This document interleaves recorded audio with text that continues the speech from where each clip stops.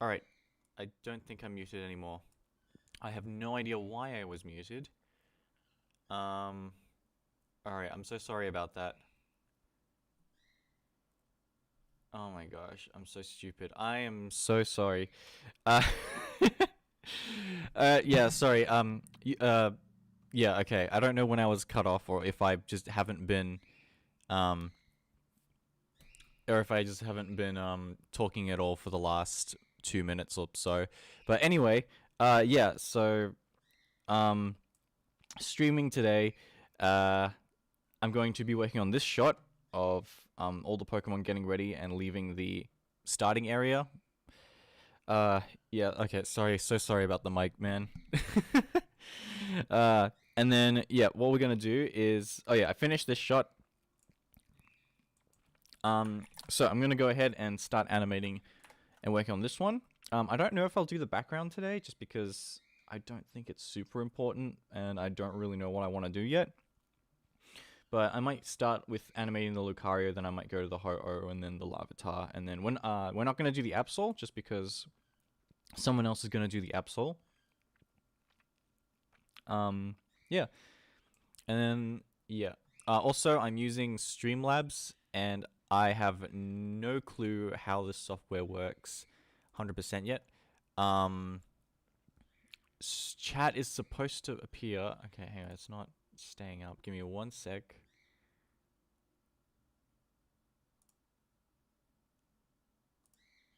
Alright, hopefully chat should stay up now for the whole thing. Again, sorry, I'm using Streamlabs. No idea how to use this. I was using OBS before. Hopefully this doesn't happen too often. Anyway, let's go. Oh wait, music. What am I feeling today?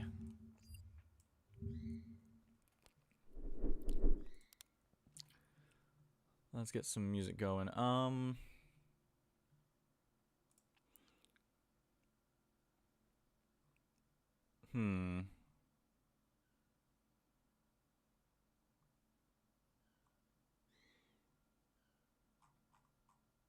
Let's go for some of this. I don't know if any of these songs are copyrighted. I don't think it is, but I'm gonna assume no.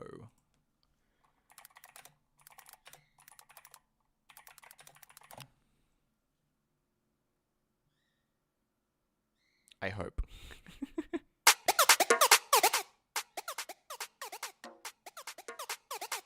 Alright, cool. Let's get going. So what we're going to do today is we're going to go ahead and... Oh, yeah, so I'll show the shot first. It's not timed 100% to my liking, but pretty good.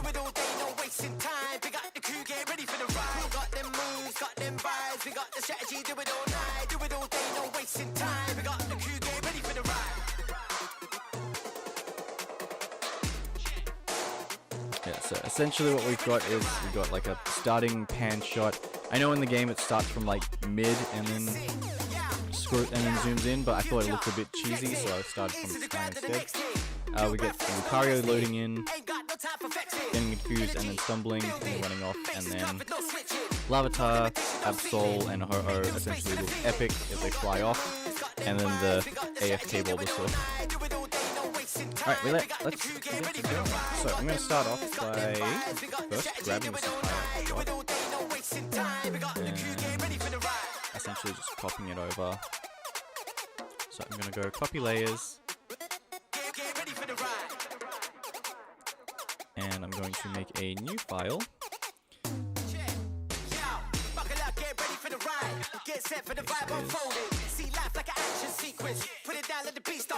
Welcome cap. Yo, have we got actual Lucario in stream in chat right now? That's awesome. Alright. There we go. Alright, so I'm just gonna grab every single... Oops. This is the whole shot, right? Yeah, okay. So I got the whole shot here, that's good. And I'm just gonna go ahead and go right into Lucario. So, I might keep this T-pose just because I think it's funny. But then I'm just gonna go and have him sort of spawn in with a T-pose and then sort of get the impact from the fall and then looking at it. So I'm just gonna go ahead and first... Oh crap, okay, hang on. The music is too loud. So sorry about that. Alright, I'm gonna lower the music volume and increase my normal volume. My mic volume. Hopefully that should be a little bit better. Yeah, sorry. If you have any... if there's any mic issues or anything like that, let me know, because I'm just going off gauges at the moment. So, alright, hopefully that should be better. I'm peeking on my mic now. Hopefully it doesn't sound too crunchy. I hope. Alright. That should be good. Alright. I'm just delaying the actual animation part, but let's go. Then we're wasting time. Alright, first, yes, I'm just going to go ahead and... I'm going to make all of these a guide layer, which means that they won't show up in the final animation. They're just there to help me draw, essentially. I'm going to keep the T-pose, and I'm going to start from here. So, I'm going to also put these all in a folder so I don't have to accidentally draw in them. Now I'm going to move these up here. And then I'm going to just make them a little bit more transparent just so I can see what I'm doing. Alrighty, let's go.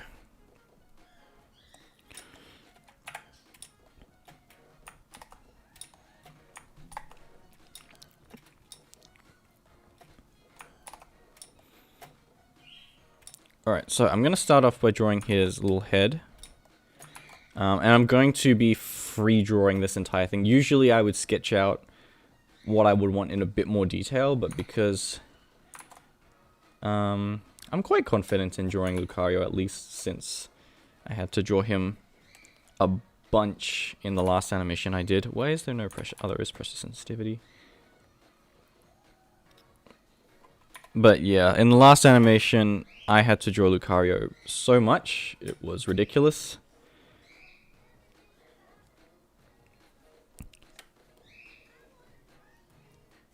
Okay. But this is going to be a little bit more of a silly rendition of Lucario. He's going to be a little bit more confused and lost, rather than confident and epic. He's going to be a little more confused with his surrounding.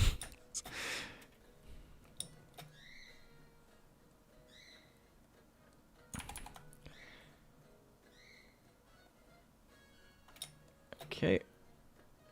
Now I'm going to essentially do this.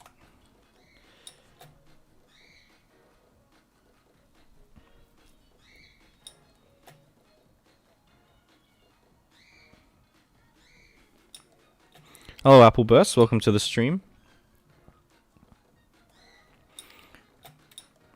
Alright, one thing I'm not going to do at the moment is I'm not going to add his little dreadlocks? I don't know what these are. His hair, I'm not going to add that yet, because that's going to be sort of a flowing thing that goes.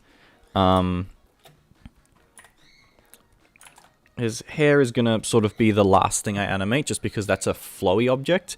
And whenever you're animating, I like to do all the what I like to call flowy objects last, unless it's like clothes. But if it's sort of like ears or like a tail or something like that, I'll usually do that last. Alright, now what I'm going to do is I'm actually going to put this on a separate layer and then do the body, because I'm going to animate those a bit separately.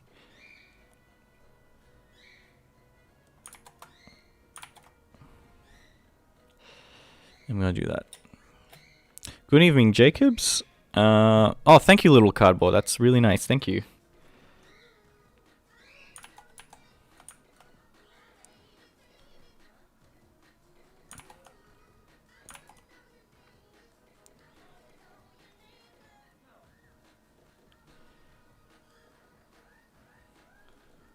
So the art style is a little bit different as well. He's not revived, he's literally just spawning in. So context for this shot.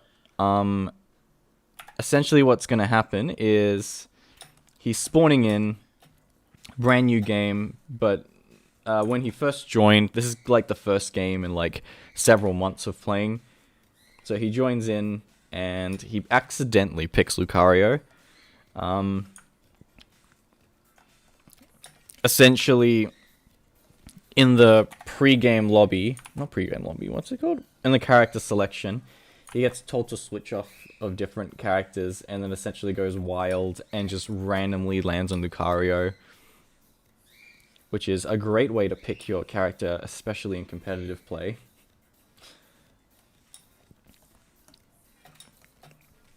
And yeah, he's essentially coming in unprepared and unready to battle.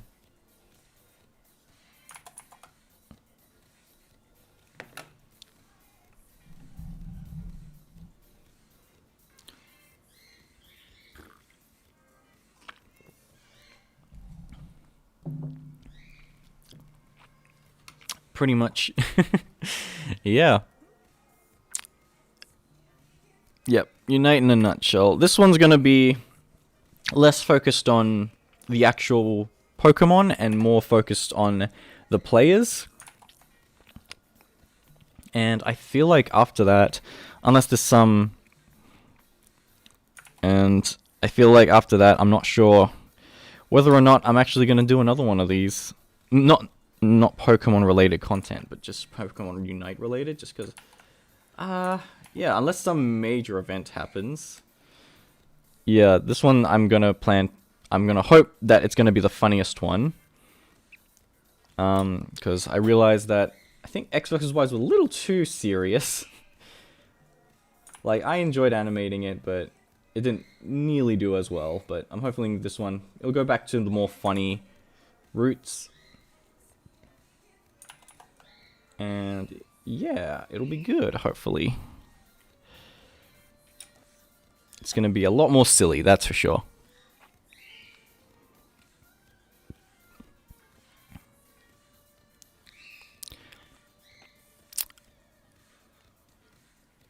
That face of Lucario. Don't know if it's an inappropriate question, but how much did you spend on that animation? As in, like, time spent?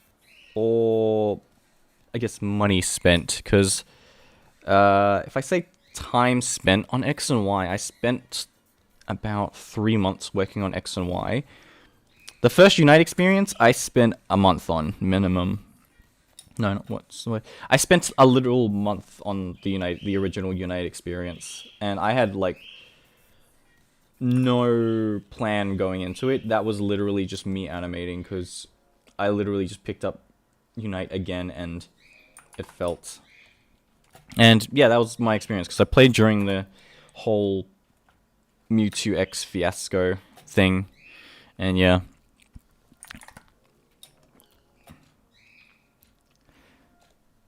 Alright, so I'm going to go ahead and just... Should I just move on or color this first? Maybe I'll move on. Yeah, so there's not going to be too much actual animating here, but we're going to go straight to the next scene. Next shot, sorry, not even that, next frame. Okay, what happened here? That's not supposed to be there. Okay, that was a mistake. Yeah. Oh yeah, I'll be down to play Unite anytime. I'm just not gonna be playing it as regularly anymore.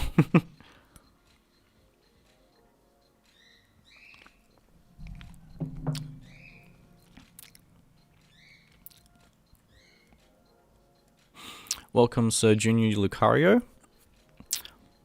Yeah, as someone who doesn't play Unite, I want to know how your experience with the game changed over time with the updates and nerfs and such.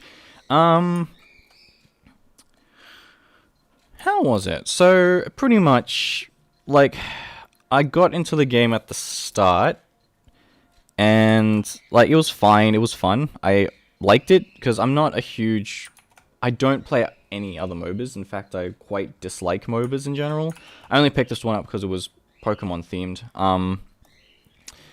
But yeah, I liked how I mean, I liked how it had a time limit. I feel like with most MOBAs, just without a time limit, it's quite different. So I enjoyed it for that part, and I do like Pokemon, and so I think the other thing was I understood moves, or I understood a basic idea of how moves work, so I know what was like a stun thing, what I should avoid and stuff like that. Whereas other MOBAs, I find it quite hard to tell what I'm supposed to be avoiding and what I'm supposed to be doing at any point.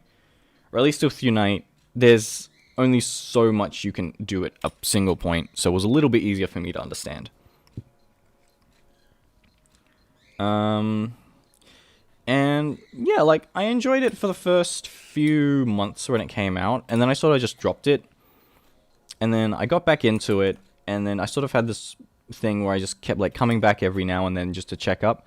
And then it was only until Zacian dropped where I think I was, like, I got this thing where I have to set myself my own, like, goals and stuff. And so I was like, alright, you know what, this season I'm gonna try and get to the highest level master rank I can, which I believe I got to 2000, and that was from, like, playing way too much Unite and way too much Zacian. And that was not my proudest moment, gonna be honest. And then after all of that effort, I kept dropping in the ranks, and then I just had no motivation to really go back and climb the ranks again. So I've only ever reached master rank once. And then pretty much after that, oh yeah, the other reason I couldn't play is because I was actually too busy animating Pokemon Unite animations. And then yeah, pretty much from that point on, didn't touch the game. After I played X and Y, I barely touched the game. I would play it with, like, people on my Discord server for funsies, and, like, yeah, it's a fun game when you play it in that context, but yeah, just playing it online, I didn't really have any motivation to really go back to it. So I kind of just stopped. But then, yeah, I haven't really touched the game since then, but I did want to do another Unite animation, just because I felt like it's the 3rd anniversary, and I am just procrastinating doing... What happened to this leg? I procrastinated working on my next storytime video, so I'm like, you know what, I'm gonna spend the rest of this month just doing my Unite animation, and then I'll move the storytime animation up a bit and work on that later. And yeah, but this was actually co-written by my Discord, because just asking them what the biggest issues with Unite was, since I haven't really been in the loop. Yeah, definitely there was a big emphasis on the players rather than the Pokemon. So I was like, alright, cool. I will do an episode on the players. So we've got hopefully every type of stereotyped player. You got the AFK guy, you've got the guy who goes mid when you don't want him to, you got the guy who gets angry at you for taking one too many farm. But yeah. Alright.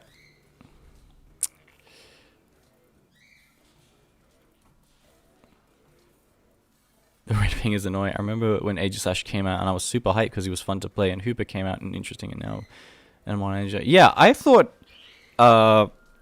when I was wait, what's it called? When Hooper came out, I was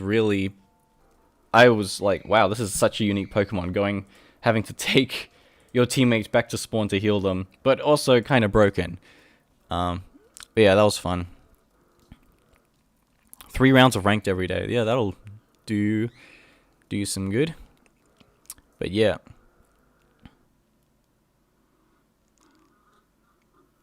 Yeah, quick matches, I feel like, I think with ranked, I know most of the time I know what I'm going to get, and I'm going to get players that were around my same rank, which I like to play. But I think with quick matches, you either get bots or newbies or players way out of your league. So I feel like with quick matches, it's a little too much of a mixed bag.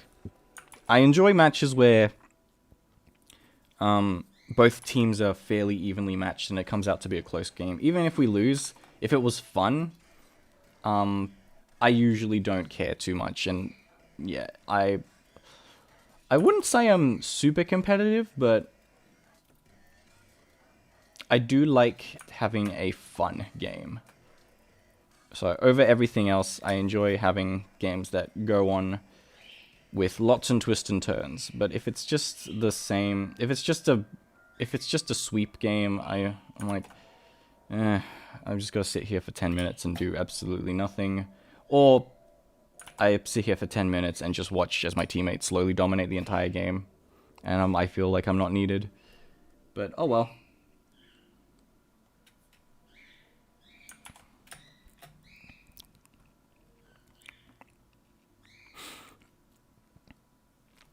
Alright, cool. What else have we got? How do I draw on my computer without my hands shaking so much? Quick answer, smoothing. There's an option for smoothing, and I guess the other one would be experience. But, like, if I zoom out a lot, like, there's so much a tablet can do. If I zoom out a little too much, then the lines become really, like, jagged line. So, another thing is make sure you're zoomed in. If you've got a cheaper tablet, like mine, oops, what happened? Bruh.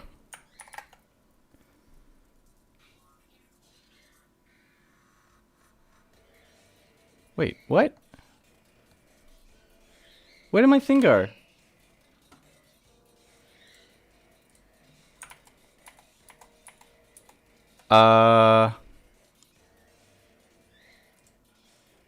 What just happened?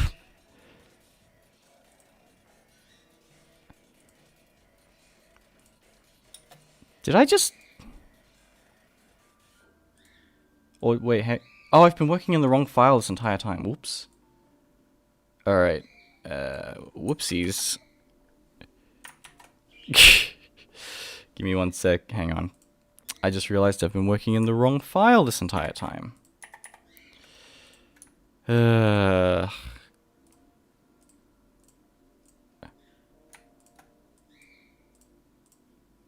Okay. That should have fixed up by now. Okay, so it's there. Okay, got it. Alright. Sorry, back to your questions. Hello, Tiger. Welcome to the chat.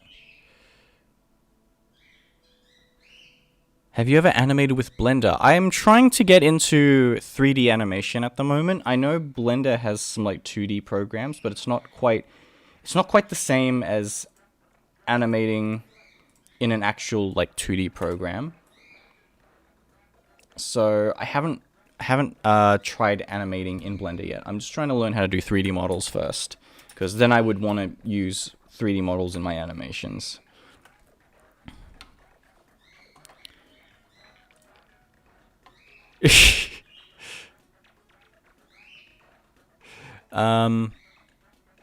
No, the whole animation is not deleted. I just worked on the wrong file. Okay, just before I forget anything else, I'm just going to save this. So if I do accidentally do something, I don't lose all of it.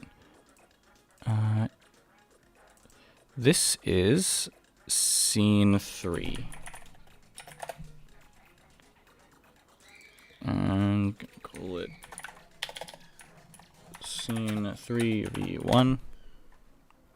There we go. Alright, now it's saved, so I don't have to worry about losing it. I should have done that at the first place, but I'm stupid. Alright, cool. Yeah, if I didn't catch this earlier, I would have had to do anything. But that's okay. As long as I was working in a file, it was more I was just working in the wrong file. And so it's quite easy to just transfer stuff over. But yeah, that could have been disastrous if I just lost everything. What was I talking about? Oh yeah, the tablet. So, yeah, so essentially when you're drawing, just make sure you go in close, because the further you are away, or like if your thing that you're drawing is quite far away and you have smaller lines to do, your lines get a little more shaky. So see how that one's quite shaky compared to this one? Bad example. Like that one, where it's quite... Yeah, it's a little bit more wavy in places, which if you want that look, that's good, but I'm trying to go for a little bit of a cleaner look for this one.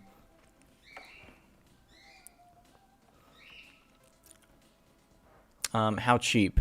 Not cheap price-wise. Cheap, like it's gonna be cheaper than like a Wacom or something. But like top of the end tablets are like a Wacom, and working on a Wacom, they're very very nice tablets, and they have very nice pressure sensitivity. And it just means that the further away you're drawing, or the smaller you're drawing, the less wiggle there is, just because it's got more tech inside of it to essentially make it. It's got more tech that will like stabilize it and make it essentially run a lot better. But yeah, I'm currently using an XP pen, which is a pretty good brand. Like Wacom's top of the line, but there are so many good, like really good, decent tablets out there that you can buy that are still pretty cheap.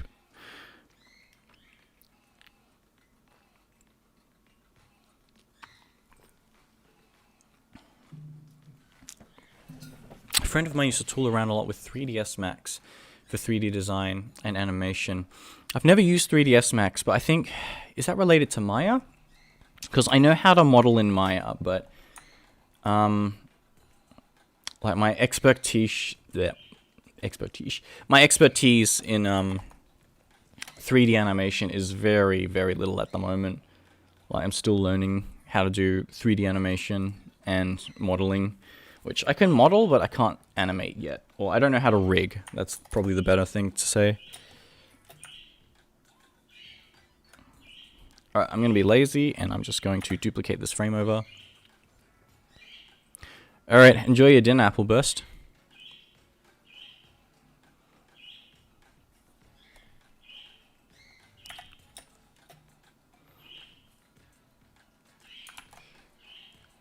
Alright.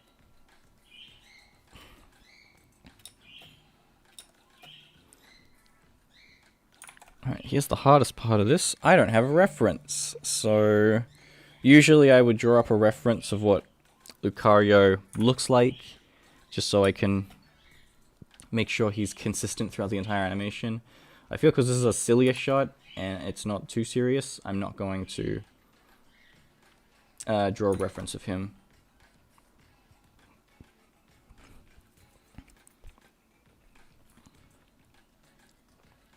I might just reuse the first frame of him later, just so I can get a consistent size, but we'll see. I am very indecisive when it comes to my own animations, and sometimes I'm like, yeah, it needs to be perfect, it needs to be beautiful, and other times I'm like, yeah, that'll do.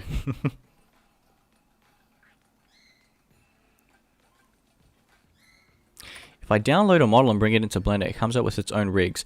No, that is... So, sometimes they do. It depends on what model you download by purchase. Some come pre-rigged, others don't. So depending on where you get the model from, sometimes it comes with a rig, like, not installed. What's the word?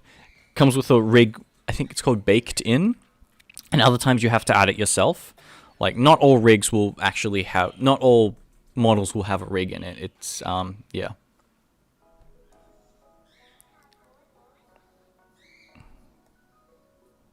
I might actually remove his mouth. I think it's funnier.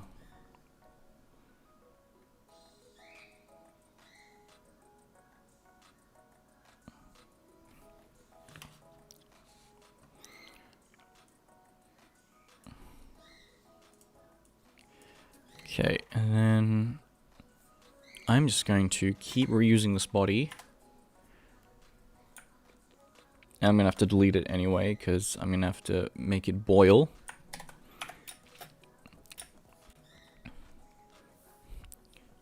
Wait, where's the... Oh, here. Hang on, when does he move his head? He moves his head here. Okay. Gonna move that over here.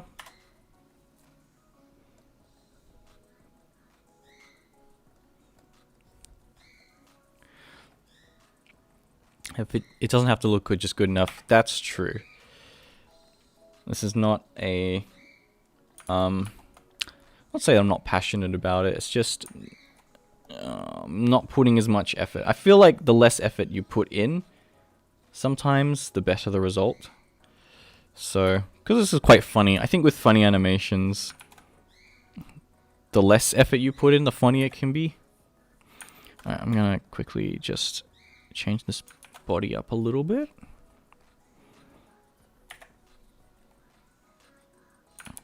Wait, does Lucario have a neck? It's like that, I think.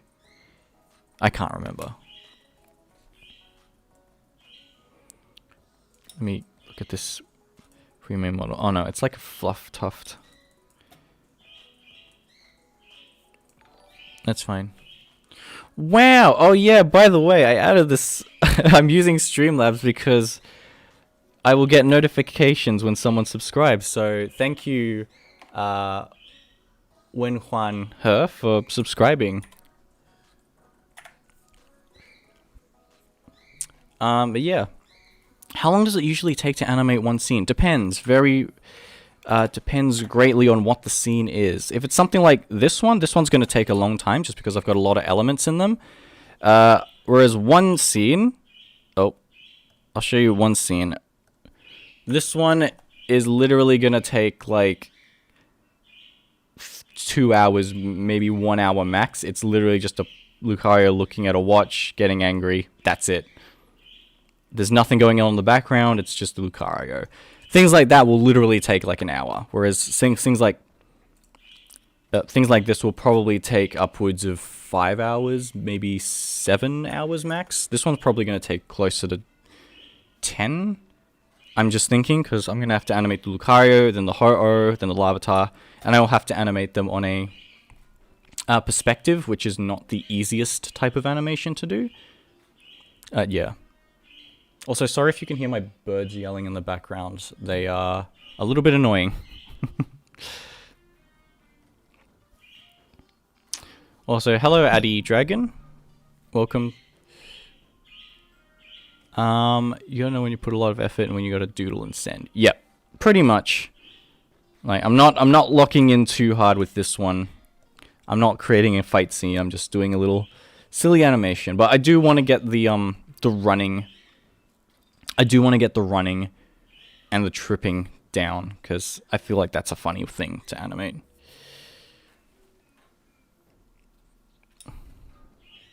What scene has taken the longest to animate so far?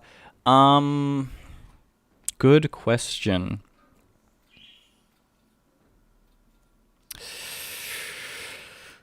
What scene has taken the longest? I think it would be tied between the... I think it'd be tied between the rotating shot of Lucario and Anubis in the Unite experience. Oh, sorry, in Pokemon vs. Power World, or the long fight shot in what's it called?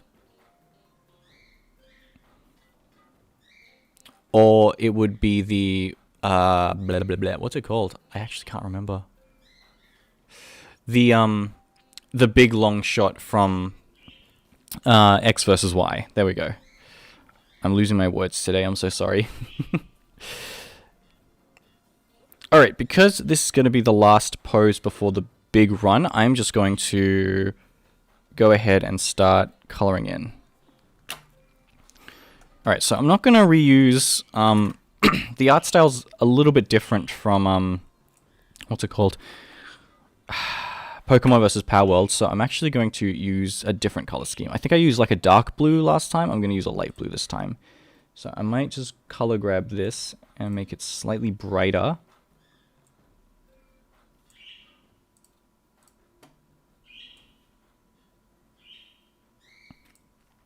And I'm going to grab the leg color. Maybe make it slightly blue. Just, I like a little bit more contrast in my model, even though it's not exact. I just like a little bit of variety in the color. Oops.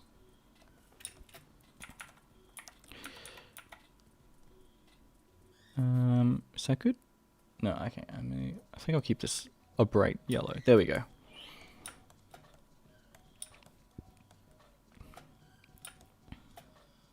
Alright. So, what I'm going to do now is I'm going to multitask a little bit. It's going to be quite hard to explain. Essentially what I'm going to do is I'm just going to have him squash down a little bit like this, and I'm going to have to move his, going to grab his arms like this.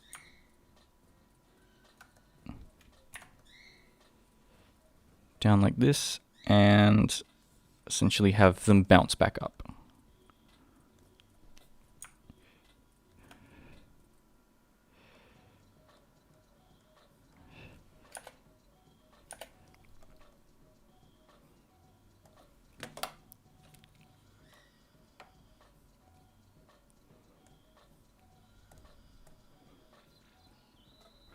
Alright, what's gonna happen? What's happening in chat? Someone's spamming. Yeah, please don't spam if that's okay. Yeah, if you've got some internet errors, don't worry. But yeah, no spamming, please, just to keep the chat safe. Welcome,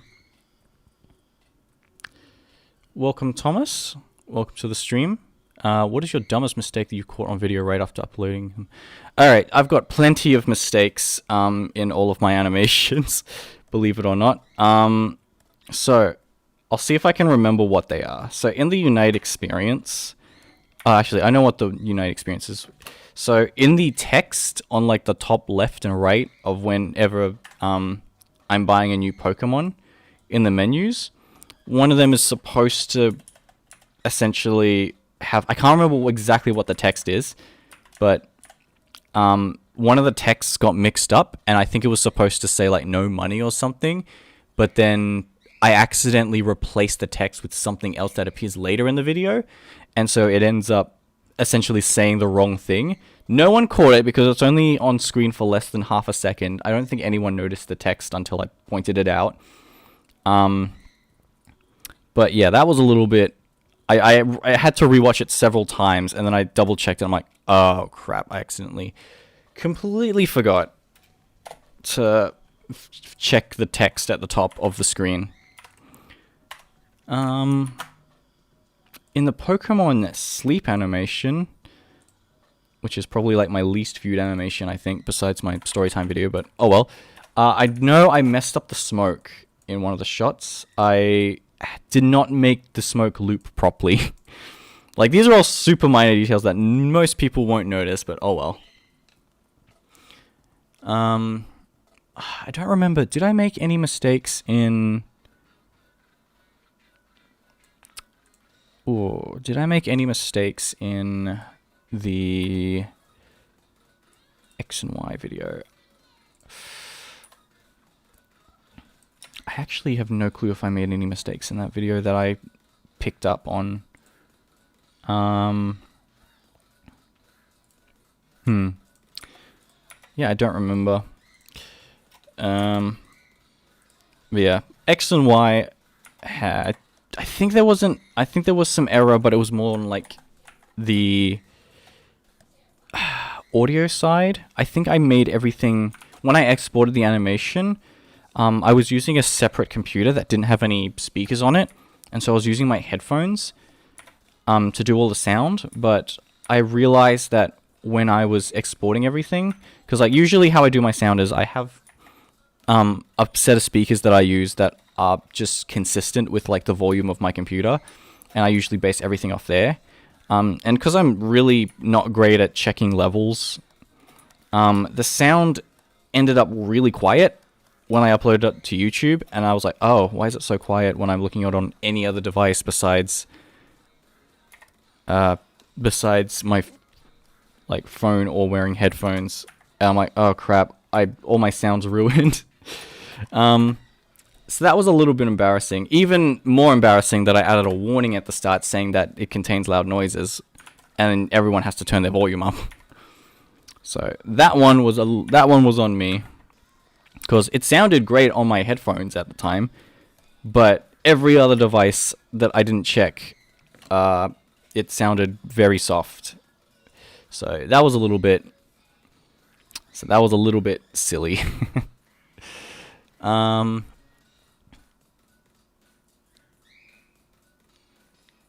right. You do know the yeehaw mistake. Yes, that is a mistake. That's the mistake in the first one. I think, yeah, that was the text one. The yeehaw mistake. The Kyrian was epic. It had energy, reminiscence of combat gods, animations, awesome stuff. Yeah, thank you, Duskrunner. Yeah, I do like the combat god animations, although I do recommend not supporting the first one just because that has traced animation in it.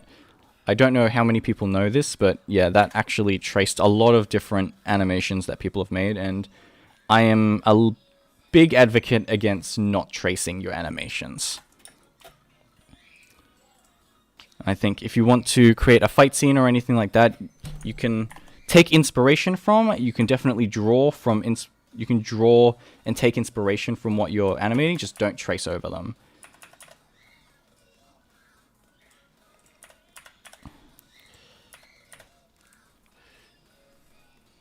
What pose have you had the most trouble drawing? Good question. A lot of poses that are just on an angle are very difficult for me. So it is something that you have to learn with practice as well. But top-down views and like views from the bottom and essentially what I call quote-unquote epic angles are quite difficult for me to draw. And I want to practice them more because when you can get them looking good, they're really good. One of these epic angles I can give an example of is in the Lucario versus Anubis fight. The third shot of them fighting is like a close-up of is a really close-up shot of Anubis's foot. That took forever to animate and get right, just because I had so many issues just with the angles and trying to get the foot right and trying to still capture the punches that are going on the top half of the characters. But yeah.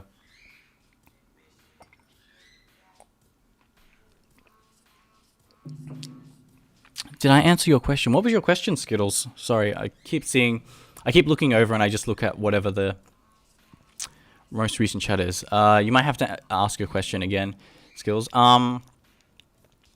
Depends on the angle, camera's angle. Yes, it does.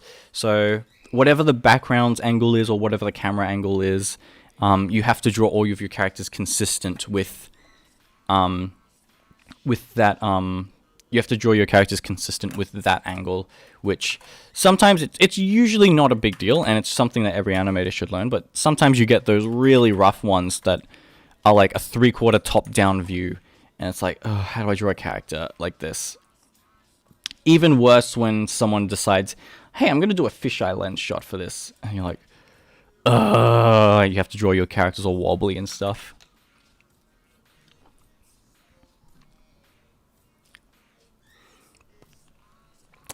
My Nintendo Switch is getting old and crappy. What am I supposed to do? Honestly, at this point, just wait for Switch 2, man. Like, I'm barely using my Switch anymore. It's getting a little bit outdated. I'm surprised it's running the games it can run, but honestly, like, just with most games that come out on it now, it really struggles. Like, I'm only keeping my Switch around just to play whatever the first party games that I'm excited for. Oh, which reminds me, I'm excited for the new Zelda game. Actually, Legend of Zelda this time. But other than that, I don't really have anything else that I'm super excited for.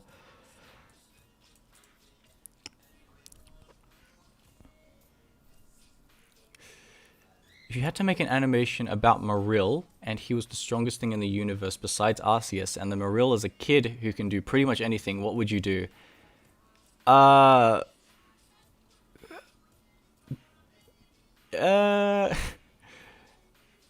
If I had to make an animation about Marill, honestly, I would just have the Marill rolling down a hill, gonna be honest. I can't think of anything, but I don't know. I don't know too much about Marill, all besides it's a ball. So I would just have the Marill rolling down a hill really fast. And then smashing into Arceus. That would be kind of funny.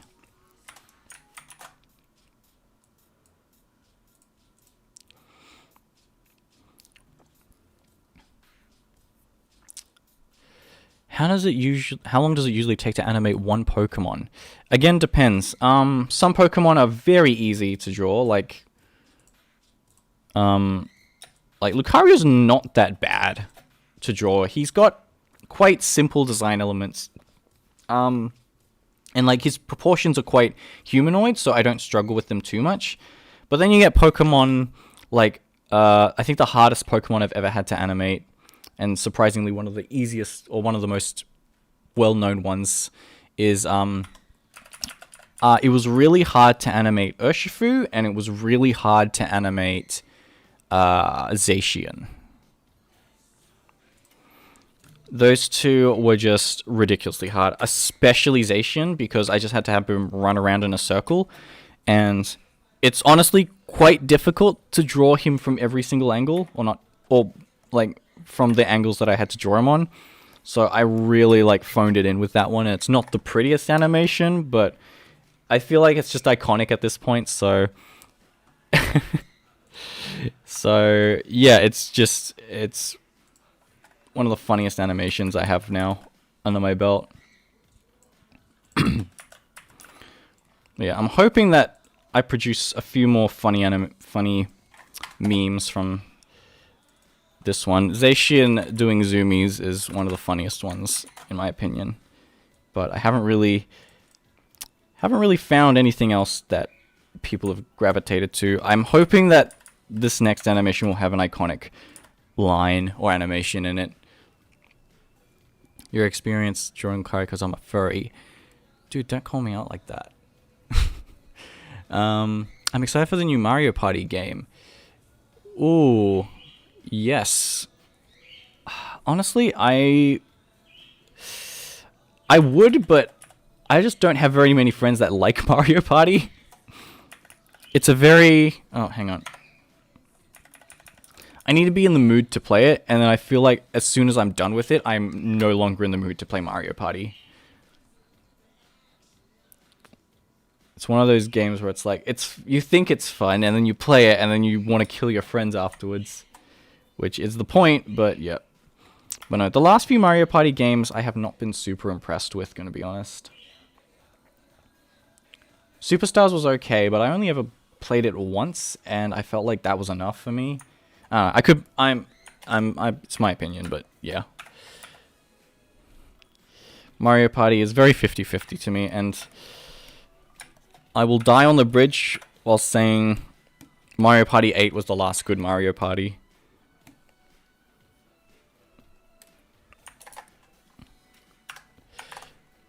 Okay. Dog snout is the hardest part. Not really. I find drawing snouts quite easy, to be honest. Just because... yeah, I think once you've got a basic idea of how snouts work, it's not too bad. Well, that's just for me. I think whenever I draw a snout, I always just imagine... quick tutorial time. So you've got the head. Whatever the snout is, you just draw a circle. And then the nose at the top of the circle, and then smile, like that.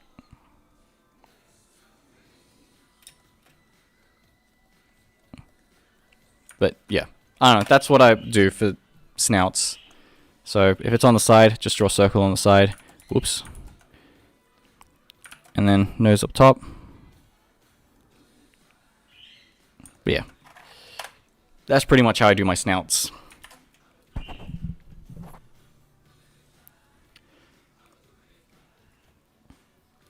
Every time me and my siblings play Mario Party, only bad things happen. Yeah, pretty much the same.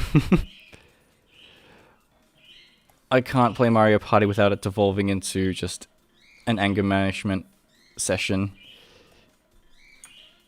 Alright, I might skew this a bit more this way.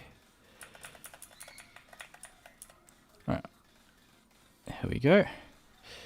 Alright.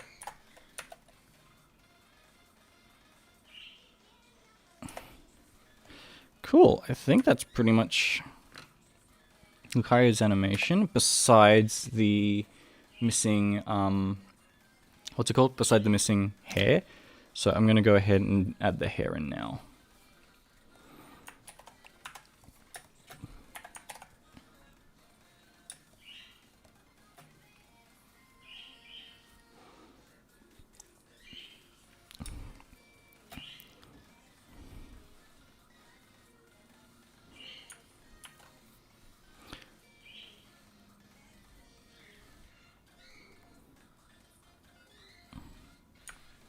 I find drawing dragon snouts to be very fun and easy, although I haven't actually animated any dragons yet. That's fine. Like, one way you can practice animation without actually having to do animation is just to practice drawing.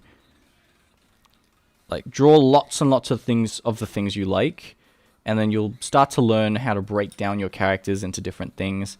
Like, for me, for example, I was huge into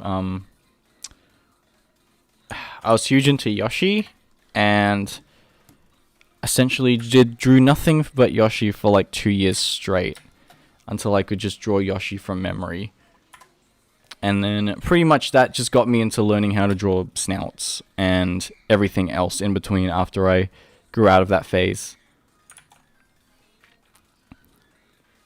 But yeah, like there's a lot of characters out there that have very good shapes, and then I feel like whatever you grow up drawing, or whatever you start to learn to draw, you'll start to develop a style for that thing that you drew, and then that can evolve into your own style that you then use for the rest of your life. Hello, Stella. G'day to you too. Alright, I'm gonna actually make Lucario's head transparent just so I can see behind.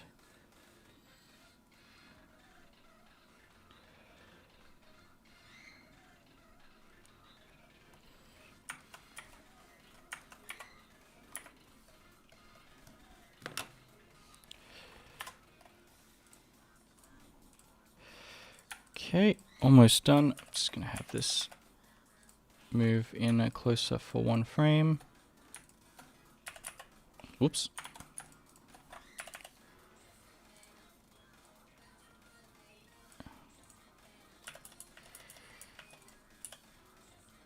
Alright, and then I'm going to boil that. By the way, boiling is, for those who don't know, is essentially having the frames jitter. Bad example. Having the frames jitter between two frames just very slightly, just to... I like it. It gives it a little bit more life. So 1, 2, 3, 4. The only problem with it is that you have to keep it consistent throughout the entire thing, otherwise it looks a bit strange, and they'll jitter out of sync, which is the most annoying part of jittering.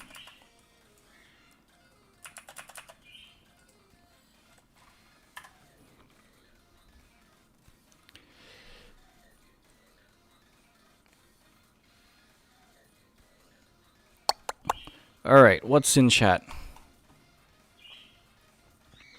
Alright, adding Pokemon to Unite, cool. Have you played any Kirby games? I have. I have played quite a few. My favorite Kirby game back in the day was Return to Dreamland. But I also really like Magic Mirror. I like Magic Mirror. I like... what was the Game Boy one? I can't remember what the Game Boy one was, but I like that one. And then... I liked... the... Star... Okay. Star Allies is not a good game, but I enjoyed it for... It gave me some good times with a friend. So I'll be like, yeah, it's okay. Lost World is really... Wait, no, was it Fallen Kingdom? Whatever the latest Kirby game was, I actually can't remember the title. I'm gonna get cancelled. Whatever that one was, I actually really... Forgotten Land, I think it was called. That one I really liked. I have not completed it yet. I sort of got sidetracked it and haven't actually finished that. I need to get back to that though. That was a really good game. And I've played Epic Yarn. Epic Yarn's pretty good. What was the Wii? What was the other Wii one? I can't actually remember what the Wii one. But anyway, yeah. Whatever the other Wii one was with Magalore in it. I think, is it Magalore? I think it's Magalore. Whatever the one with Magalore one in it, that one was good as well. I like that one.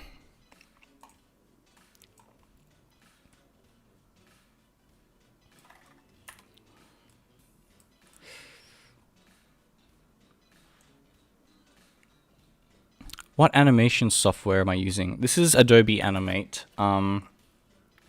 Good software, terrible company. Let's put it that way.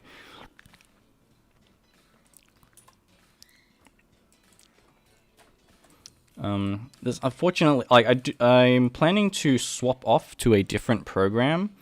Probably later in the year. I'm trying to learn a program called Moho 14 to do puppet animation later down the line with more like larger projects, because I really like how you can get different styles of animation through puppets. Because I think with Animate, you're pretty much limited to just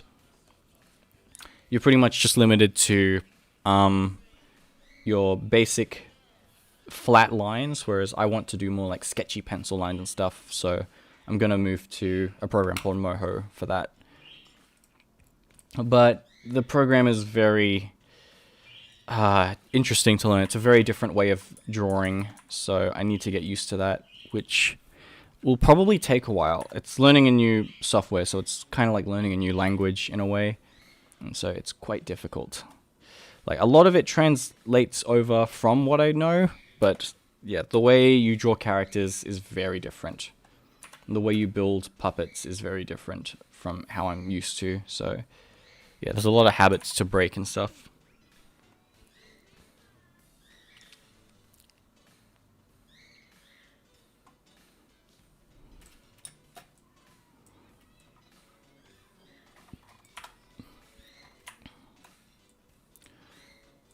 Okay, what is this?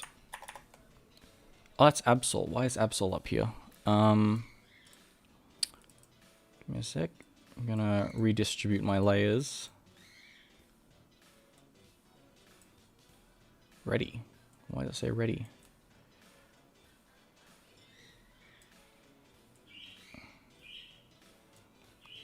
Okay, I'm gonna hide that.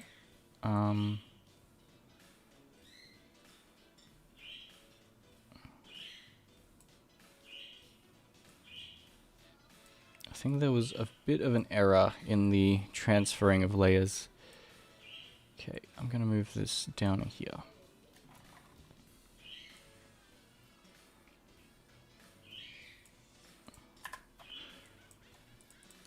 Okay, I think that's it. Alright, let's have a look at what we've got so far.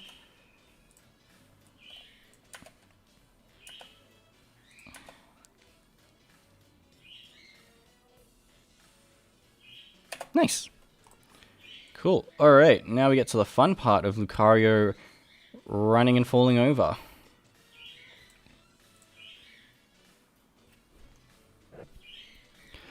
Alright, have a good one, Apple Burst. Kirby is easy to animate. Yes, there is I think there's a community online that is literally all about animating Kirby as epic as possible, and I am all for it. It's really funny to watch. Like, some people were just like, yeah, we're gonna animate Kirby as epically as possible, and the stuff they can pull off is ridiculous.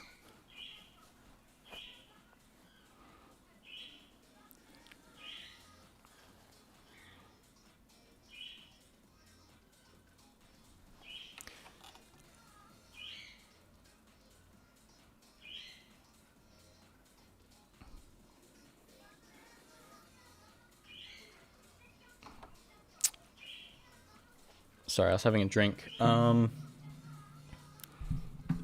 Everyone's saying goodnight. Oh my gosh, we got a second subscriber in this stream. Wow, thank you, Yun Qing Huang. Thank you for subbing. I can't believe this thing works and we're actually getting subbed. That's awesome. Alright, back to animation. Alright, cool. So we're going to animate the Lucario doing a silly goof and falling over now. I see this is Lucario from Brawl. Is it? I'm actually not sure if this is Lucario from Brawl. I thought Brawl had like much...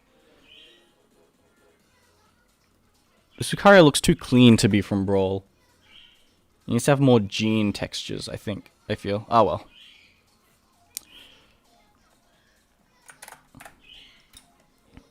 Kirby is very epic in general.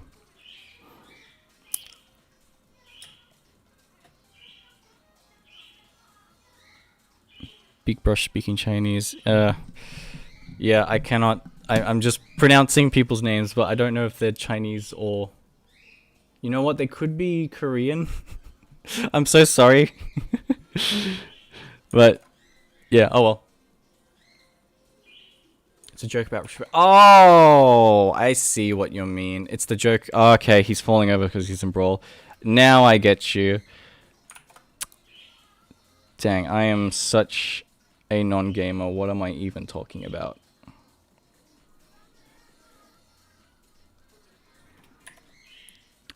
Alright, I might actually have to draw a sketch for this one.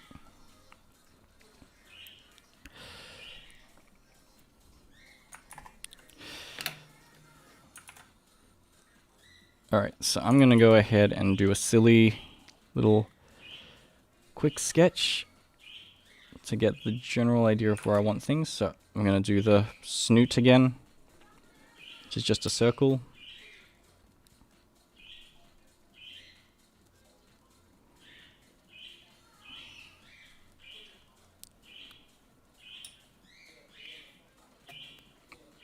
Dang, I'm losing subscribers. I'm not a true gamer anymore. All that hard work over a silly goof. Alright. Okay, which leg is he gonna put forward first? Left. Okay, so I'm gonna...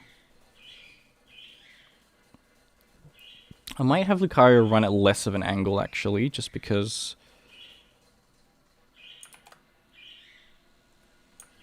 I really want to capture the fall on camera, rather than...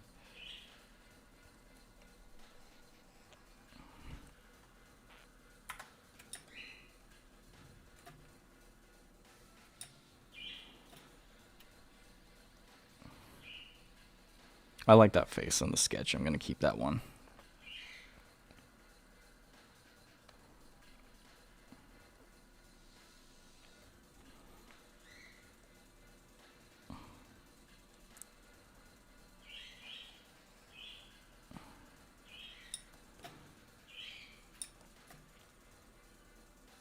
Unlike you, I'm a true gamer.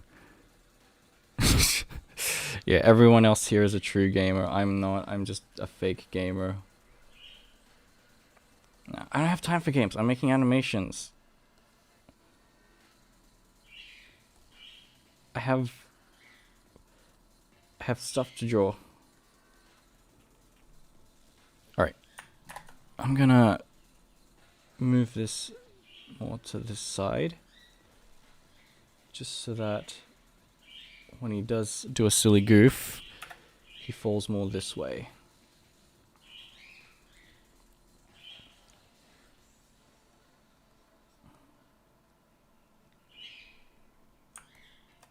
Okay, this needs to go higher.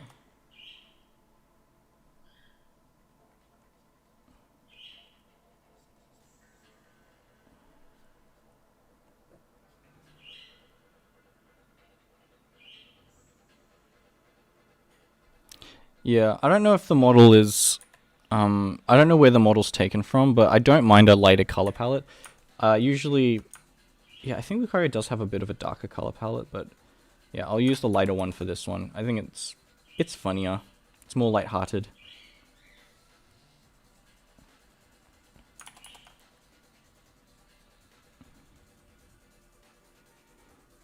can find a model ripped to crop. Good question. No, it's fine. I'll keep using this one, but if I do find another model that's darker, maybe I'll change it. But I like the lighter blue for this one.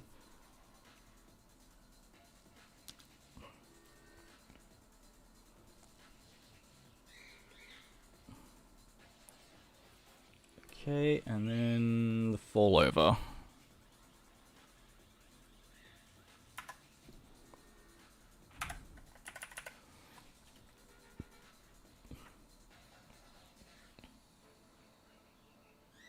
I think I need to add one more frame in between these two, so I'm actually going to do that here.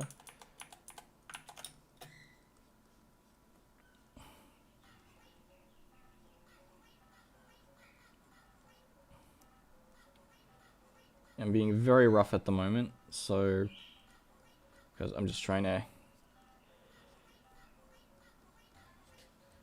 get the main poses down so I can get straight into line work, because I don't want to have to spend too long on this. But essentially he's going to hit his foot here, and that's what's going to cause him to fall.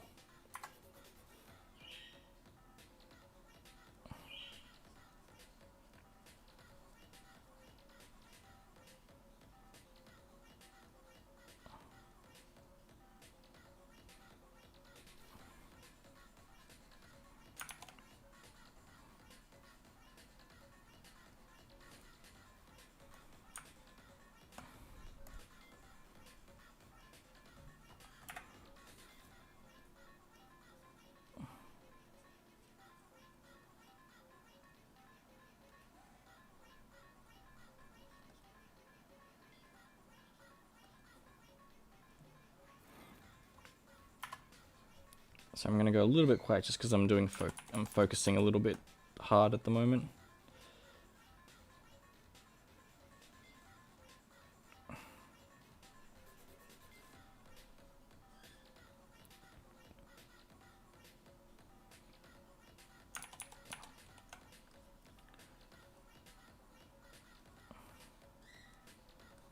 What does pause do in front? So I'm actually going to go back here and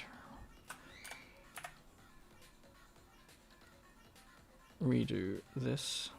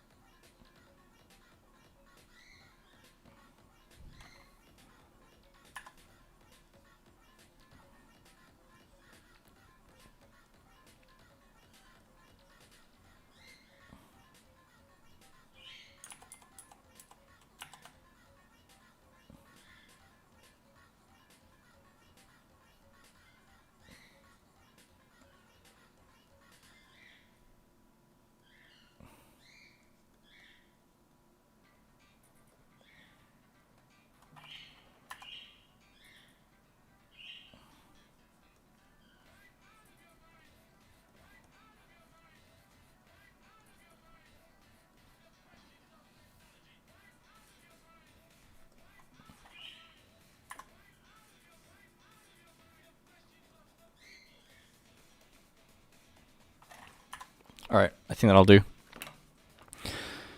Whew, sorry about that.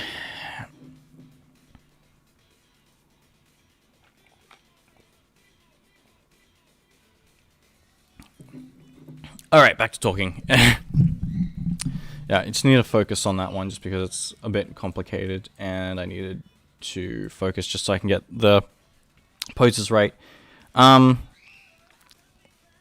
What did I miss?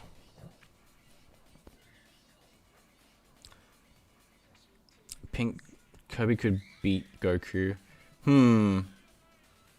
Could he though?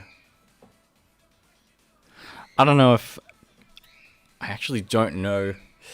What is the strength level between Kirby and Goku?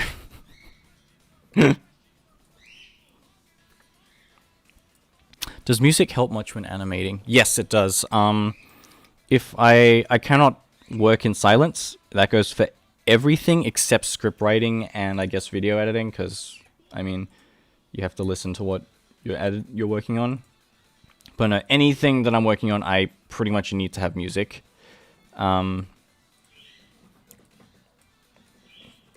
Otherwise, I just sort of get too much head thought and just can't focus.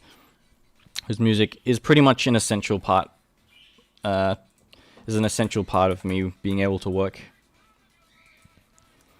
But yeah. All right, let's go ahead.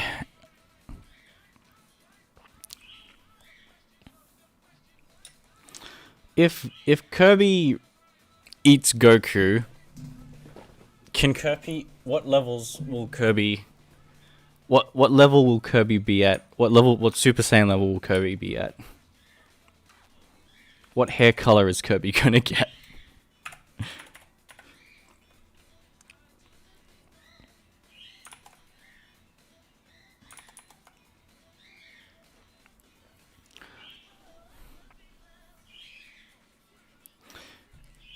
I would say,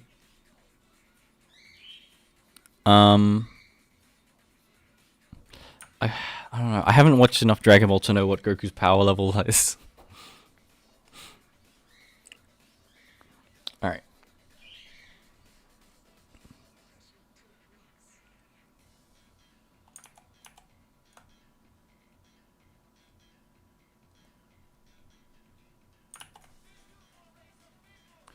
You know what? I'm actually going to quickly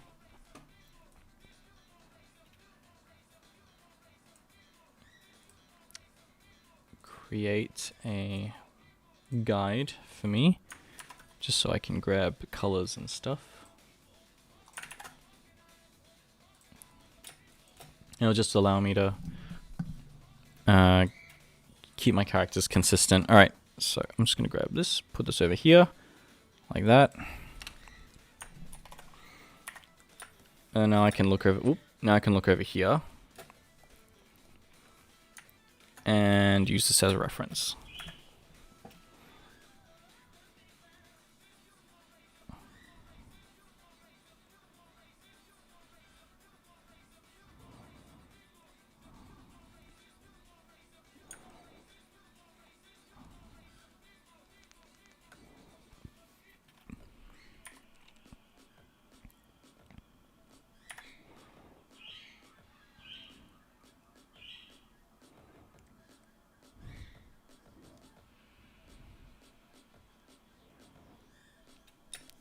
I've got the ears.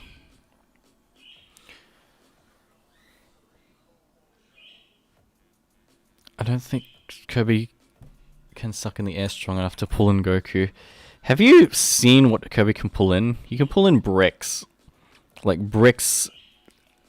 solidified to the wall. I don't know how much control Goku has in the air, but I think if something is in the air and there's a very strong vacuum sucking towards it, I'm pretty sure, maybe it's just me, but I think that Kirby could suck in Goku.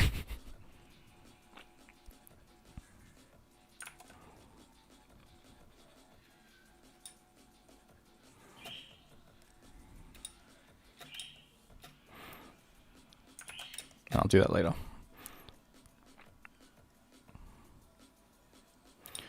Alright, let's get to the body.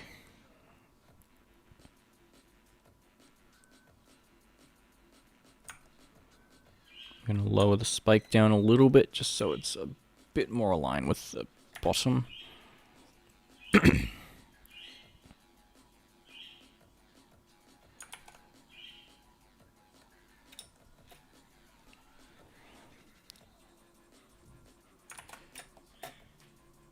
Oh my gosh, it's still going over who would win in a fight.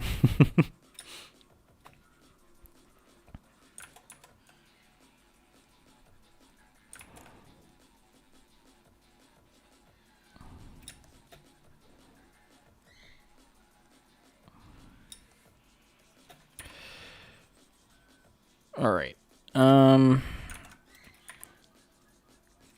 Gosh, I need more talking points. What should I talk about? Cool, so essentially what I'm doing now, I'm just lining everything straight from what I just drew out. Why do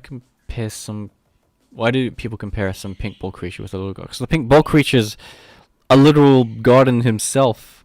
He's a destroyer of universes. He destroys gods and then goes and takes a nap. Like, Come on. Goku isn't pink. Didn't Goku just get a new Super Saiyan form where his hair does turn pink, though? Or is that an old one? Or is that just another Dragon Ball character entirely?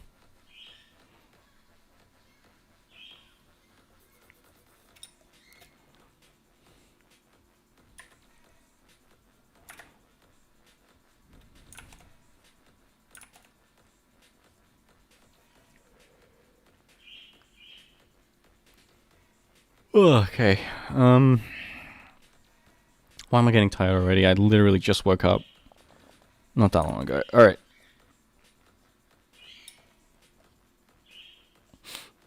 Every Pokemon are 1 billion lions. You know what? If you've got... I feel like Pokemon win. If you've got Arceus, he can just destroy the 1 billion lions.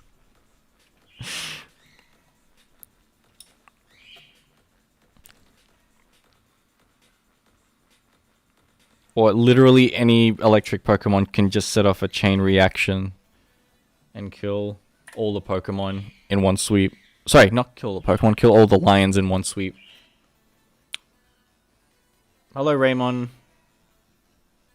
Welcome to the stream. Am I on the wrong layer again? I am. Have I?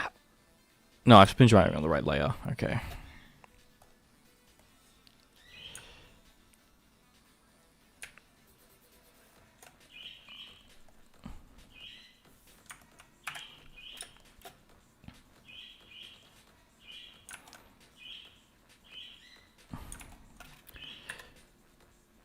I'm gonna give him some leg floofs as well. Like that.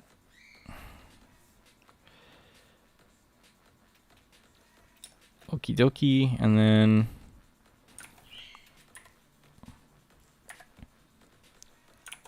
legs are gonna go through like this.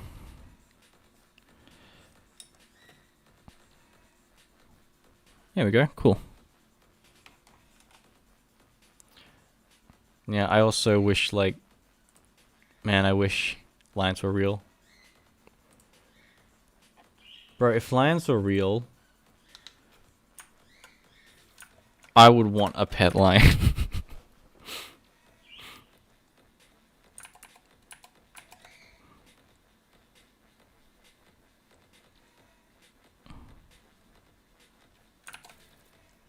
Alright, there we go. My champ could solo all the lions. Alright, my champ, I don't know. I don't know if my champ could take down more than 100 lions, gonna be honest. Maybe more. He could probably take down 200 of the billion lions.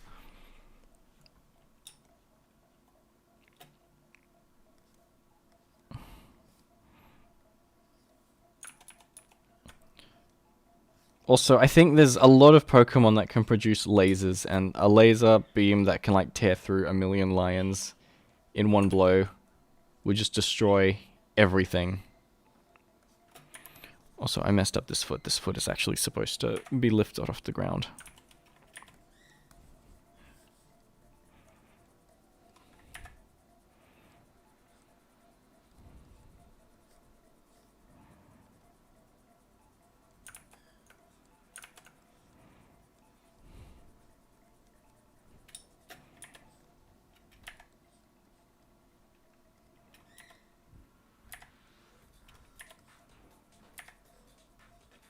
There we go.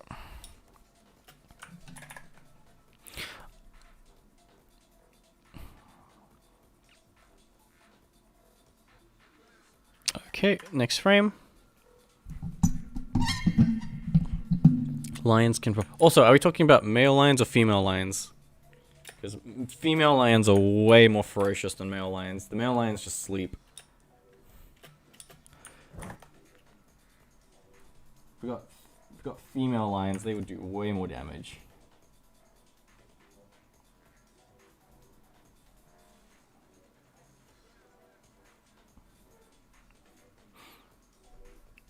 True. Any fire type Pokemon would just destroy all the lions immediately.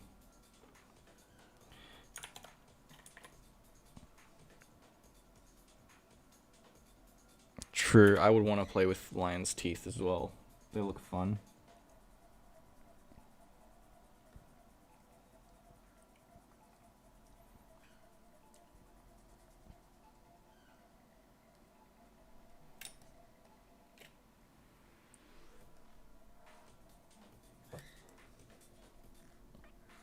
Alright, see ya, senor. Thanks for joining.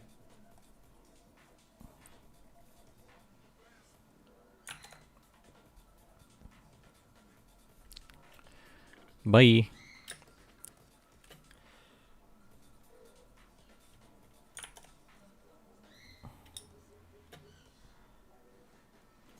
Okay, let's see what we got.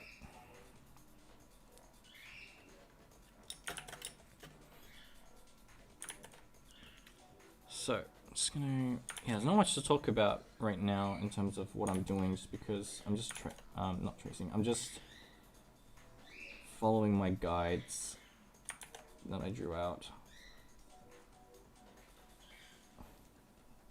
So it's just very...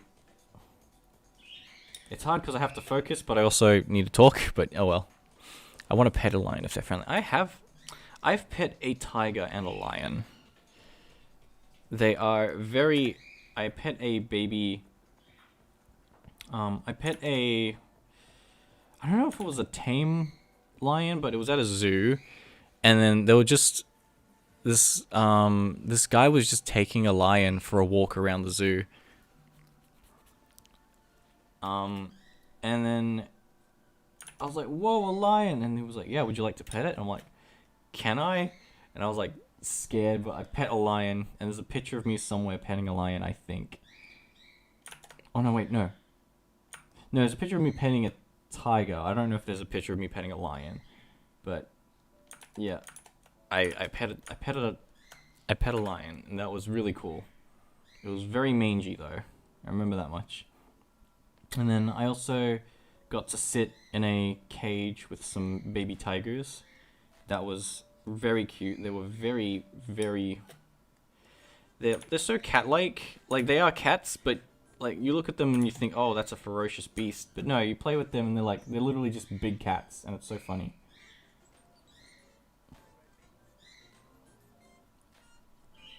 So those were a lot of fun to do. But yeah, I've pet some exotic animals in my life. A pet lion would cost too much money. Not only because of food. Yeah, imagine the smell as well.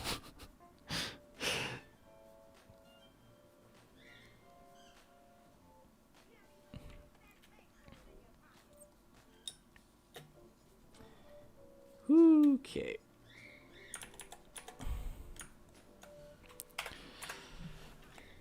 Yeah, dex entries are weird. Some dex entries are like, oh, this Pokemon can blow up the sun, and it has the power to erupt volcanoes with the way it walks and stuff.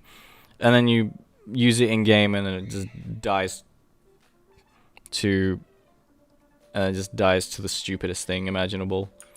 And you're like, really? Or is this just some lore that people are coming up with?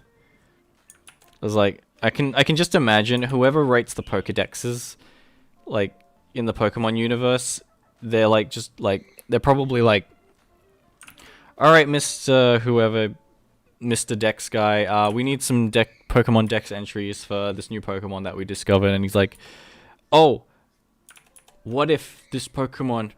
It was like, okay, where did you find this Pokemon? Like, oh, it was like next to an active volcano. Oh, that means that this Pokemon must control the volcano. He's so powerful. And he's like, no, not really. It's just a slug that we found. This Pokemon can make eruptions and has the power of magma and is born from the surface of beneath the earth and all of his steps. And he's like, dude, it's a slug that we found next to a volcano. I don't think it came from the volcano. He's like, no. Let me cook. And he's just writing up all these like theories that people are just taking as gospel because it's in a Pokedex.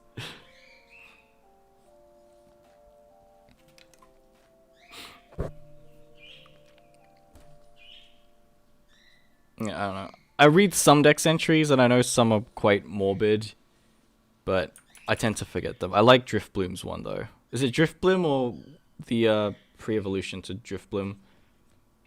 Whatever the one that's like, yeah, he picks up kids and carries them away. That's just funny to me.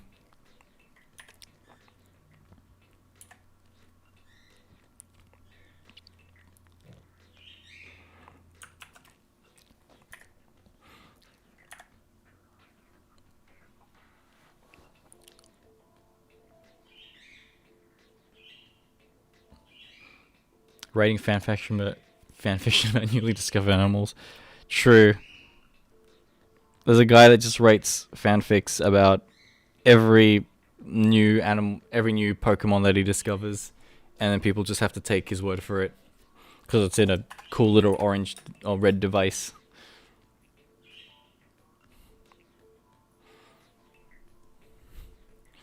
All right.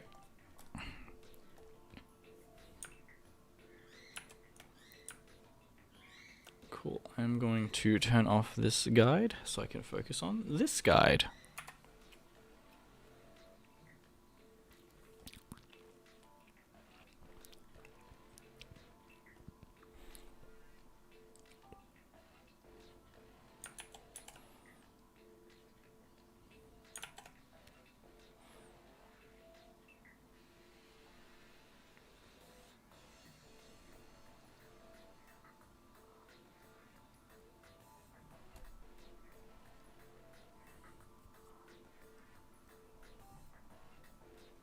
Fluff.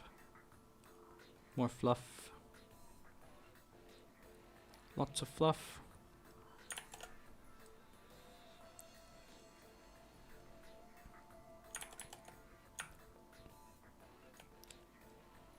Nice. Got all the fluff gone.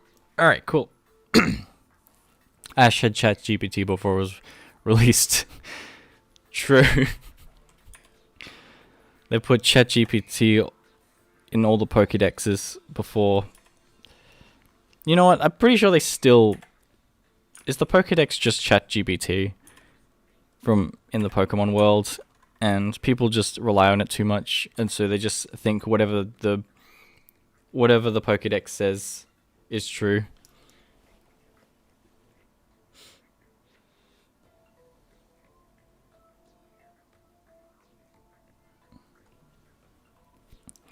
Imagine if Pokemon were real. If Pokemon were real, I don't think it would be as harmonious as it's portrayed to be in the games. I feel like it would be quite a bit more violent. Like, now we gotta worry about our children being taken away by balloons.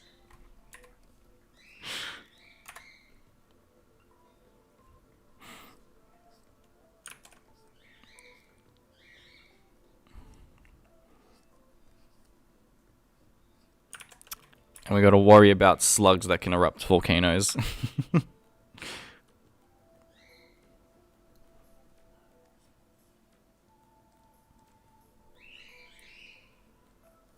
Alright, let's keep going.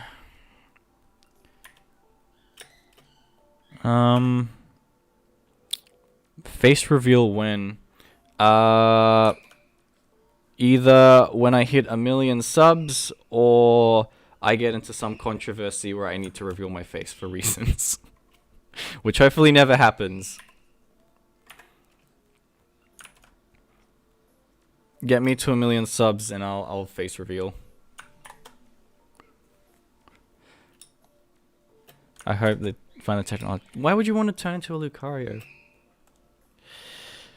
Oh, actually, dumb question. I shouldn't have asked that.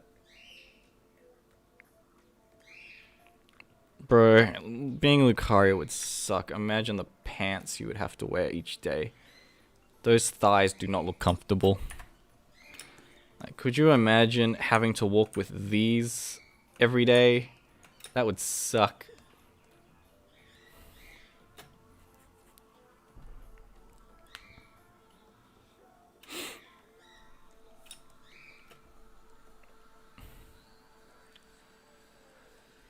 No, what you really want to turn into it is a low punny. Yeah.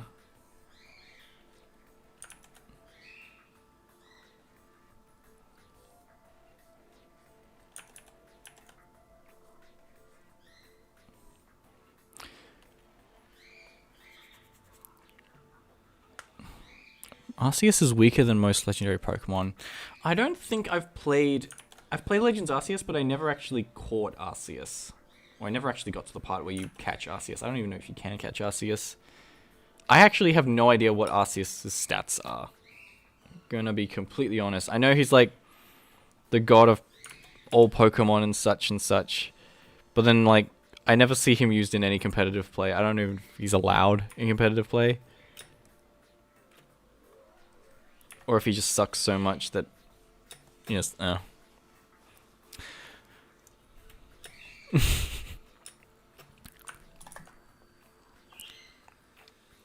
Did I watch Deadpool and Wolverine? I did. I thought it was fine. Like, I've not watched very many Marvel movies. But, like, just for a fun movie, and compared to everything else that, like, this, Marvel's been putting out, which I have not been interested in, it did alright. It was fine. It was fun. That's all it really needed to be, though. Which, like, I wasn't expecting it to be amazing. Like, the last two Deadpool movies weren't anything amazing either to me. But they were definitely fun, and that movie was fun, so I enjoyed it.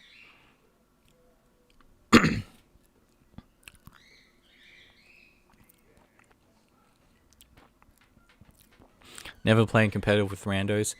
True. I wish I could play competitive with no randos, but the problem is I live in a country where no one else really plays the game. And then all my friends who do want to play the game with me, they're not going to play competitive with me because I have to play on 300 ping. Which is going to be helpful to absolutely no one.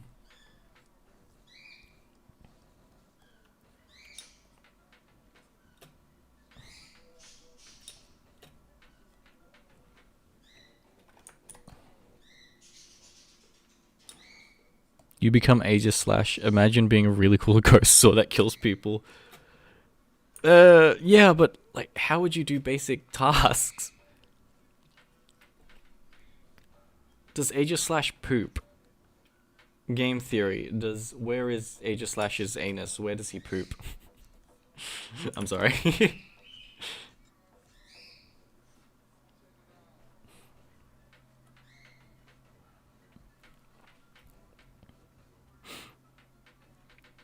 Yeah, living as a sword, I guess it'd be cool, but it'd be boring. That's like saying I want to become a Klefki. Actually, you know what? No, being a Klefki would be better than being an Aegis / An Aegis / you can only kill people. At least if you're a Klefki, you can pull so many pranks on people. Like, I'm a set of keys, haha, except no, I'm not.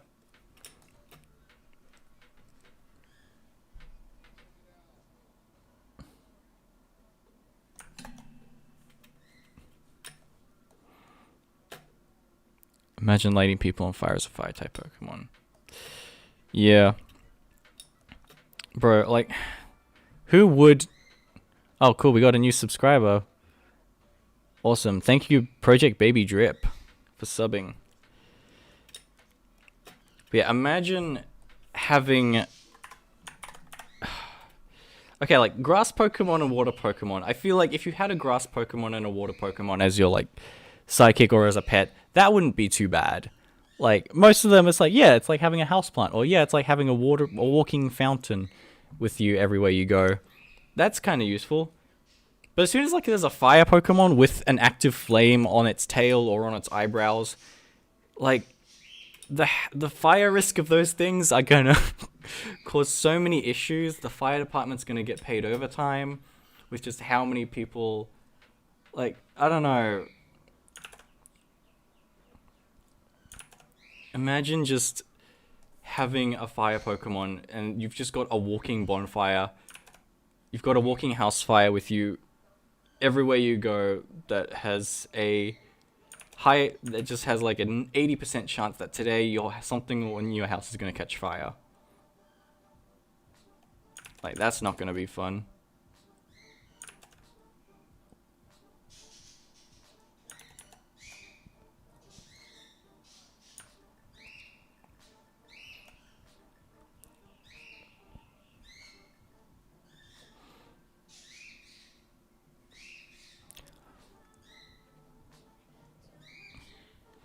Florigato. Being a silly little guy with a silly little yo-yo. True.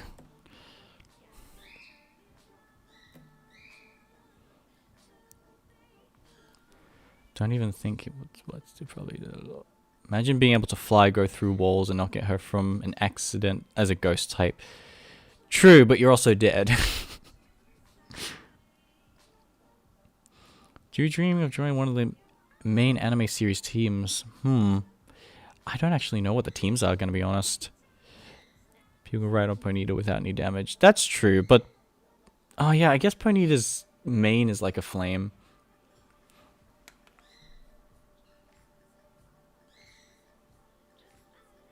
If I was a Pokemon, I would be Dwayne the Rock Johnson. Dwayne the Rock Johnson. Thank you, someone who finally gets it. Dwayne the Rock Johnson is the best Pokemon. His abilities are Black Adam and rebooting a franchise and Jumanji. Great abilities. Is Decidueye dead? He's a ghost type. Okay. Is Decidueye dead or is he just a necromancer? Like, I'm pretty sure you can be ghost type as some sort of necromantic creature. Is that right? I don't know. I feel like you're either a ghost type because you're a ghost, or you have some sort of necromantic abilities. Necromancer abilities. Like, if he could just control ghosts and spirit, I don't know if he would be dead. Can Decidueye pass through walls? Can Decidueye pass through walls as a ghost type?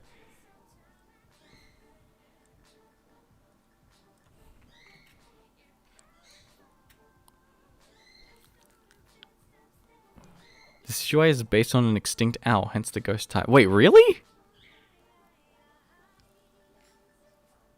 Decidueye... Shut up, Cap.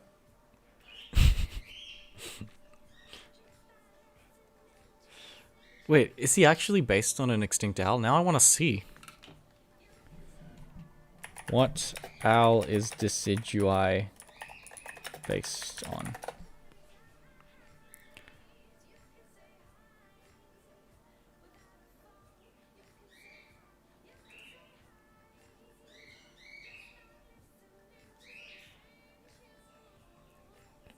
What species? No. Stilt owls. The extinct stilt owls. I want to see.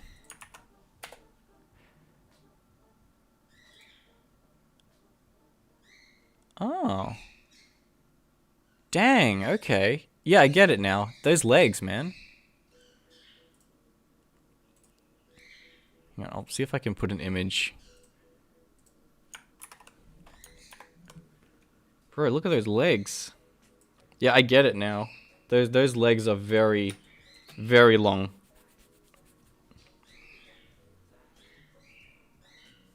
Those are some long leggies.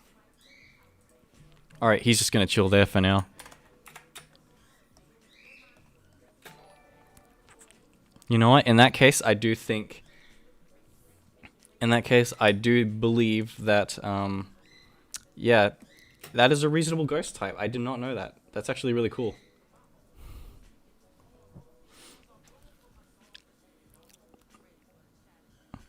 It's based on the deciduous tree, which dies really quickly, hence the ghost type. What? Okay, there's just so much Decidueye lore. Alright. Tried to put him on the cover of Vogue, but his legs were too long. True. He's just a very leggy boy. Alright.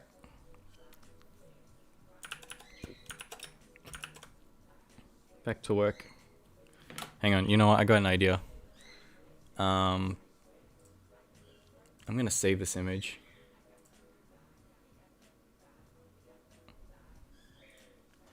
I'm gonna add him to... I'm gonna add a little guy. Give me 1 sec.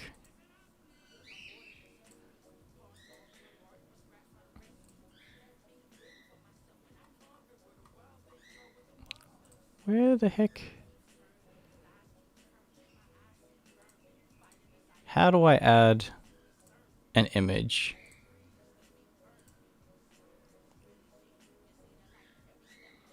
Oh, here we go. Image. Add source.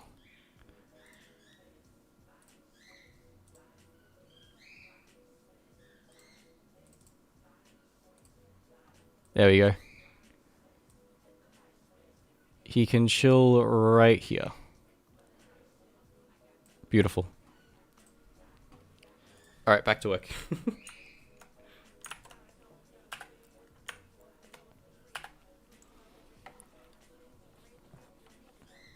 His legs will remain on stream for the rest of time.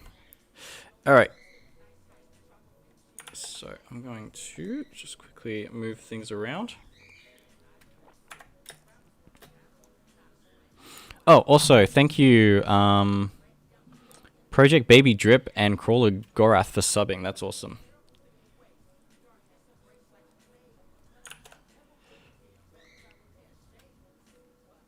Why is his legs bending like that?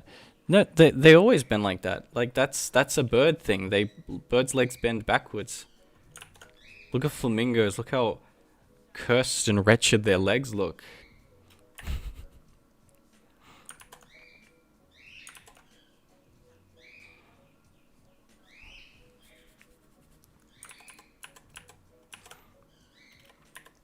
Alright, why am I struggling with this?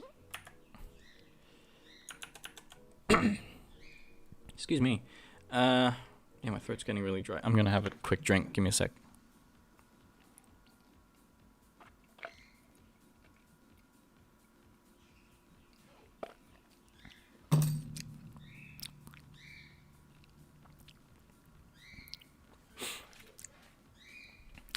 Oh, where's Marsh Shadow? Give me some interesting Marsh Shadow trivia, and I might add him to the screen. You know, that's your new goal. If you give me some interesting trivia about any Pokemon, I will add its real-life equivalent to the screen, and it'll just get really crowded. I'm actually sick as well when I have a fever. Oh, sorry about that, Raymond. Hope you get better soon.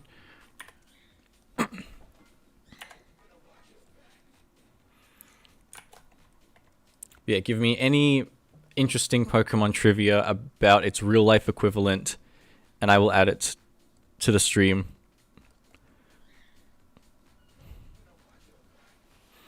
Just don't tell me that Pikachu is based on a real rat, because I already know that.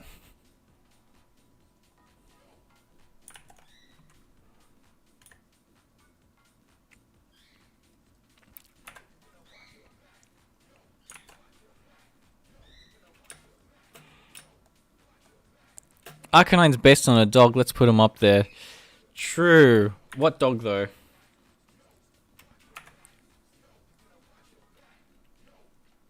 Give me some more interesting trivia about Arcanine for me to put him up there.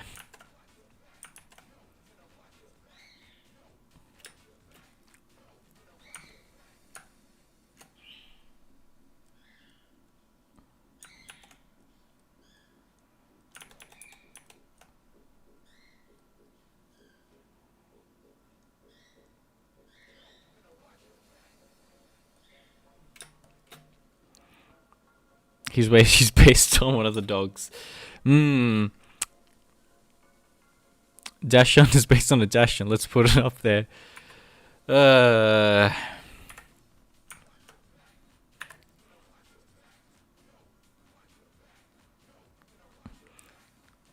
Can Rotom possess a smart toilet? And if he can... Don't make me think about that. That's cursed. We got the new form of Rotom, guys. It's called Rotom Flush.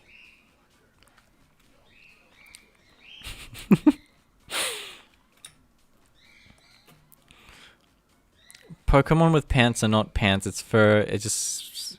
I feel like some people should know that before assuming the pants and they can take it off. No, they're pants. How dare you assume they're not wearing dapper pants that they can just change off. I refuse to believe Scrafty does not wear pants. in his day-to-day life.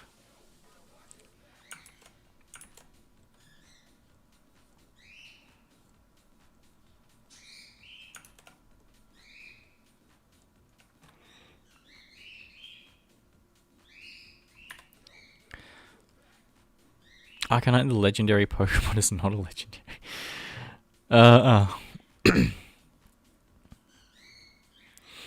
Alright, I know one. Ho-Oh is actually based on a Chinese phoenix, I'm pretty sure.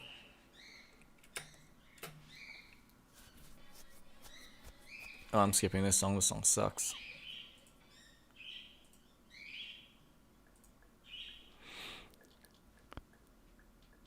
Does Cinderace wear pants? Does Cinderace wear pants?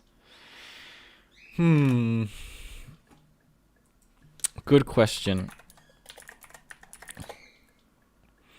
Alright. The pants for argument I get there. I feel like Cinderace's pants could classify as fur. That looks like fur. That looks like it could be part of his body.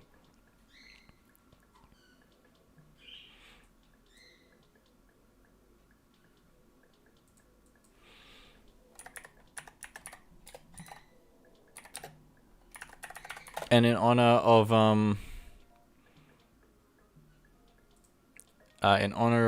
Cinderace being mentioned, I'm going to put a picture of him on screen. Oh yeah, our moderator Photo could not be here today, so we'll add him in spirit. Give me a sec.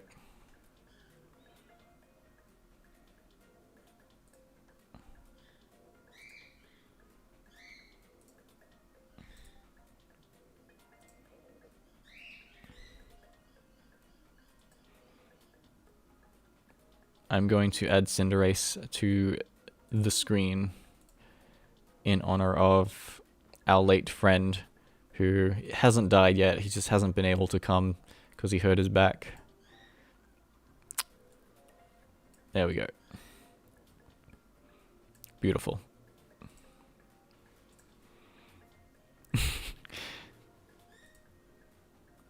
Cool. Give me some more interesting Pokemon facts. The reason why Lugia has those big hand wings so that it can pinch her O's beak so it can stop being loud.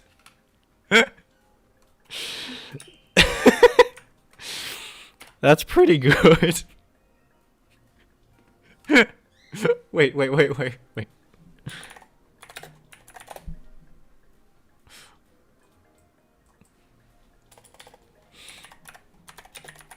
Hang on.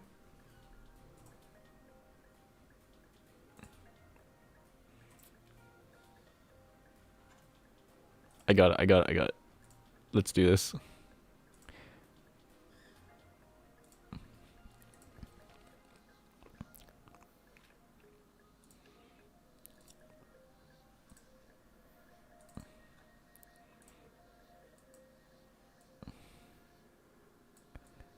Whoops.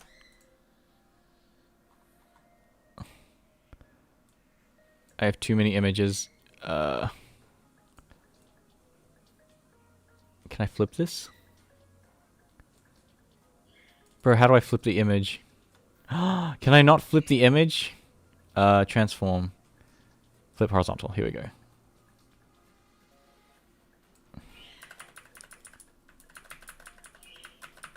Shut. There we go.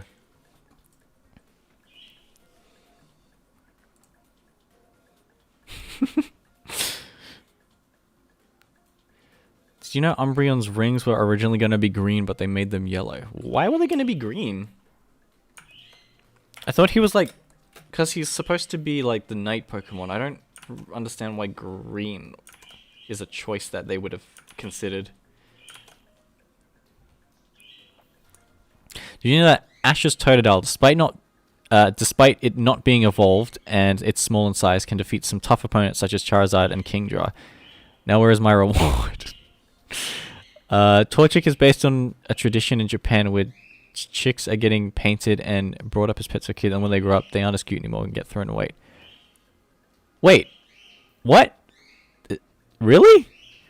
Hang on. Torchic is based on a tradition in Japan where chicks are get painted and given to the pets as kids, and then they aren't given. So why does it become a fighting type then? Cryogonal's the only one that learns Solar Beam by a level up, and that cannot also learn Sunny Day. Huh, interesting. Which is why Torchic stopped being cute after the evolution. But I feel like that's with every evolution, is it not? They sort of stop becoming... Like, most of them will stop being cute after the, like, second evolution. The third evolution is supposed to be, like, the badass version. I'll never guess what Seal is based on. Oh my gosh, is he based on famous singer-songwriter Seal?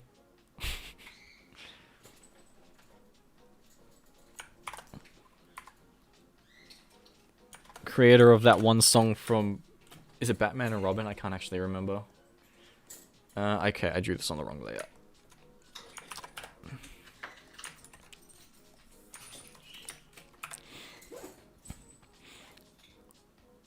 It becomes a fighting type because it wants to revolt against the ones who painted them.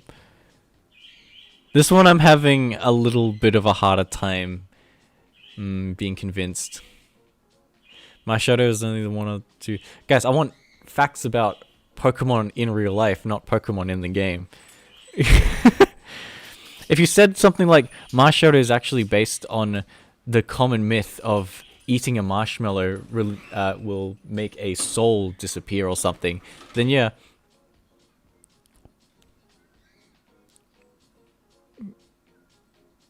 I don't know, just give me an interesting fact about Marshadow that's about like its real life equivalent.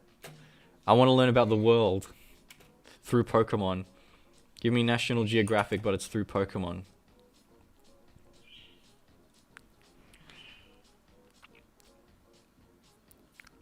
Yeah, isn't Wooper based off like an axolotl?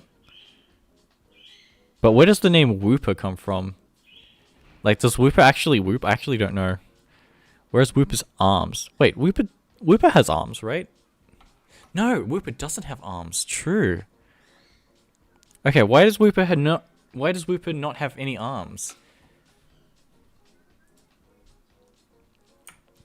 Give me a reason for why Wooper doesn't have any arms.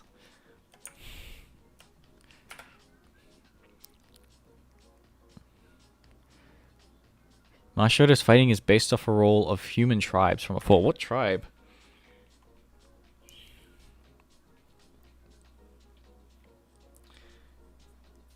What tribe is he based off of?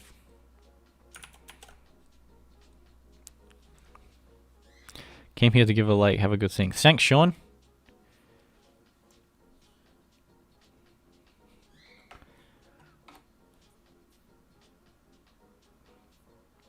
Greninja is a mix between Grare and Ninja. True. Grare means croak in French. Oh. Okay. Does it actually? Because that's... Okay, you know what? I like that. I'm going to add Greninja to the thing.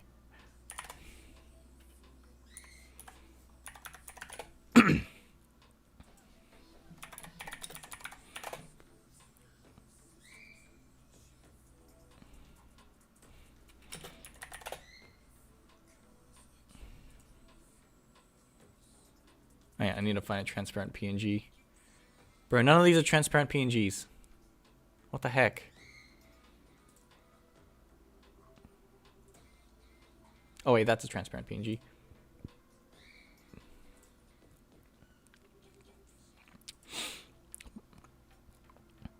Wooper's name comes from the term Wooper Looper, which is a Japanese term for pet axolotl.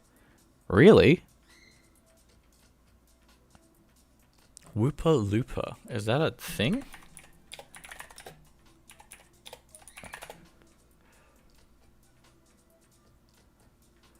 I'm having a hard time believing that one.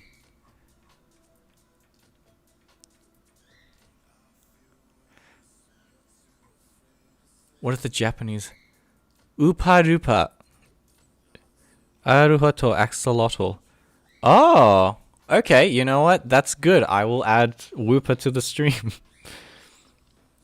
Also, you guys have no clue how hard it is for me to just add a picture in this. They make the process so... Hang on. I'll do my best to add things. Okay, we got Greninja. Ah! Bro, stand still. Stop moving me. Alright.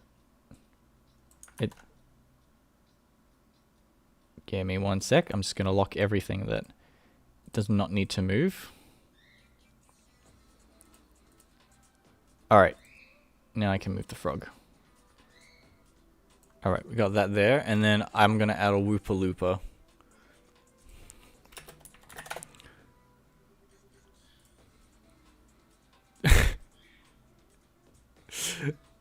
What the heck? Why does it look so scary? Hang on, I need to find...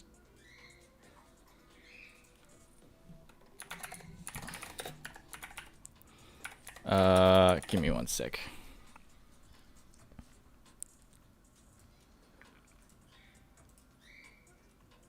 Alright, save image. Alright, what else is there?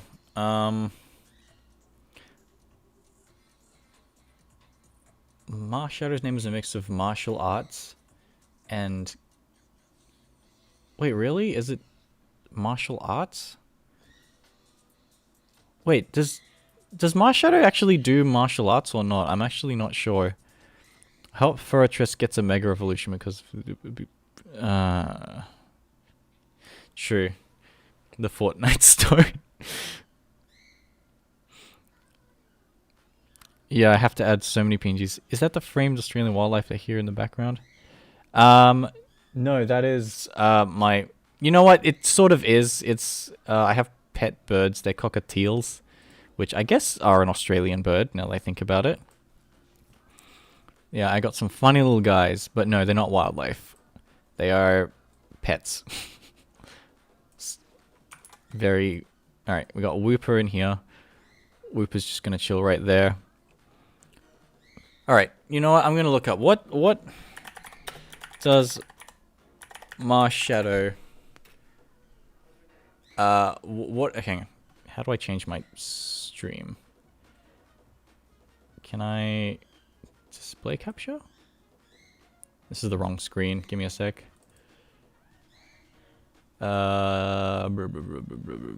This one. Alright. Tangent time. Okay. What does my shadow... Wait. What is my shadow based on?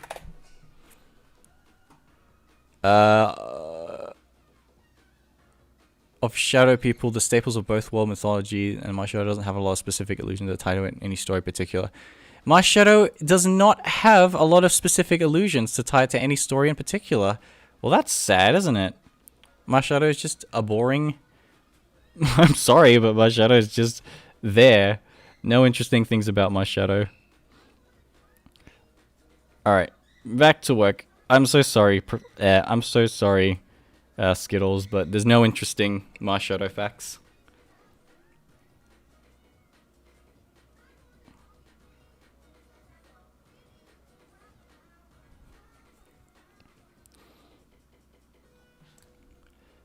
Umbreon and Espeon are actually cats. Espeon is based off the Egyptian cat, and Umbreon is based off the usual black cat on Halloween. Marshadow boring honkshu. The Legend of the Punch Ghost. Alright. I'm sure there's a lot of interesting theories about Marshadow, but unfortunately I can't find any. If you can find some solid evidence that Marshadow is based off of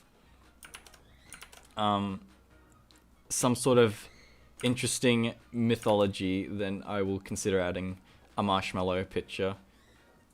You know what? Just for you, Skittles, I will add Marshadow.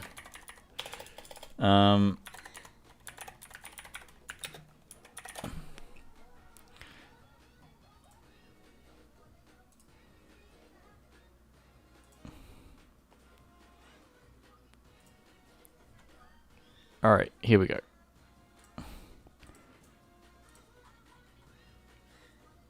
Add a source.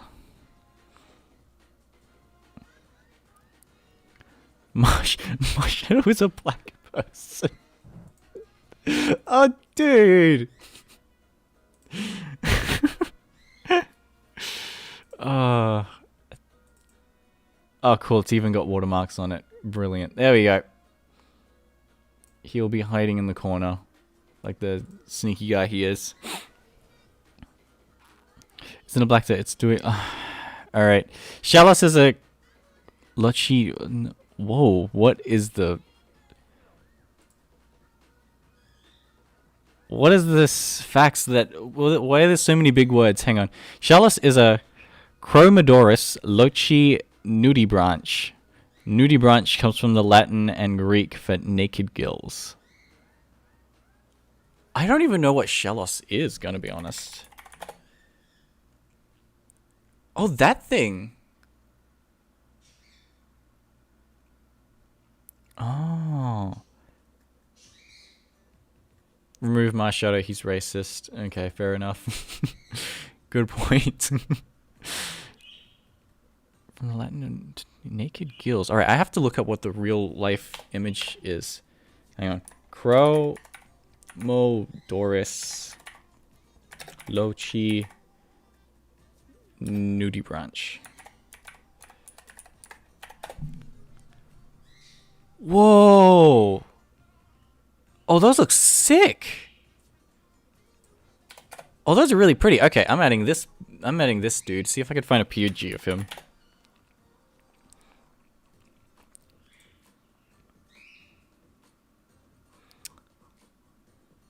There is no transparent PNG of this creature. It is not a popular creature enough creature. Yeah, it's not a popular enough creature to have a transparent PNG to its name, unfortunately. But he is very pretty, so I'm going to add him.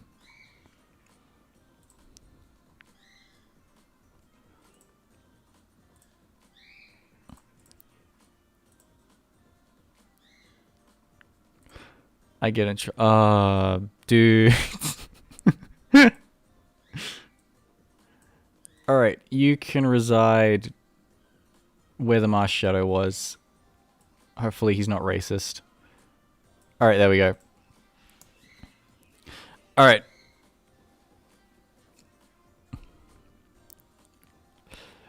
Did you know that Squavid is based on a grey scroll that was given to the UK as a gift? I don't believe that. I know that squirrels are a bit of a pest in most countries. I don't think it was given as a gift, gonna be honest.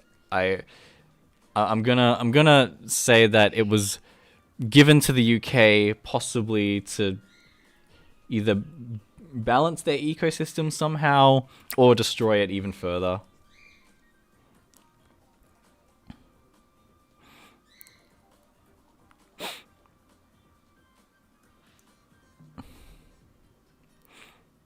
If you put Arceus Sprite in the chatting Discord. Cool, I'll check that later. Why'd you stop animating? We want content. True, alright, I'm gonna get back to animating now. Give me more interesting Pokemon facts and I'll pick the best ones. Yeah, I'm gonna... Give me some more facts. I like these facts.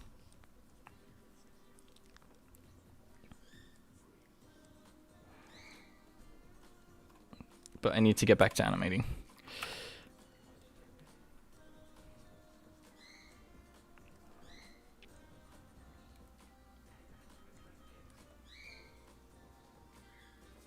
By the way, this frame's going to look a little bit ugly because it's called a smear frame, which is the frame in between two actions going really quickly. So usually I do smear frames in between two different poses so I know what I'm doing, but because I'm just sort of freeballing it, I'm gonna be a little more messy with this one.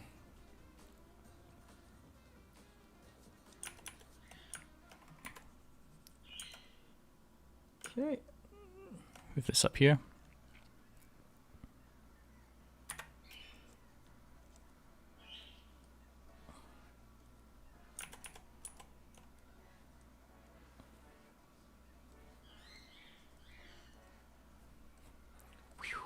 Alright. He's falling down.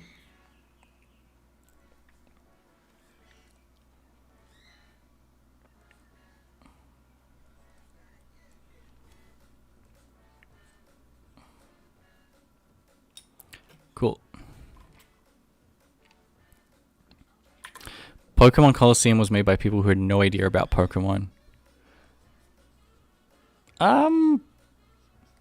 Wait, Pokemon Coliseum, isn't that the one where there's like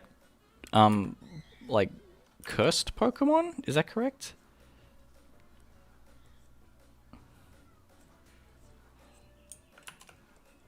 Because I keep getting Pokemon Coliseum and I think Stadium mixed up. Because Stadium, okay, hang on. Stadium's the one with the... Stadium's the one where you're fighting a bunch... You like, that's actually like... Hang on. Pokemon Stadium's the one with like the Pokemon mini games, and it's sort of like a Pokemon battle simulator, but it's like much higher quality, and they actually animate all the fights. And then Pokemon Coliseum is the one where there's like the Darkness Pokemon and stuff, and is said to be the hardest Pokemon game? Am I correct?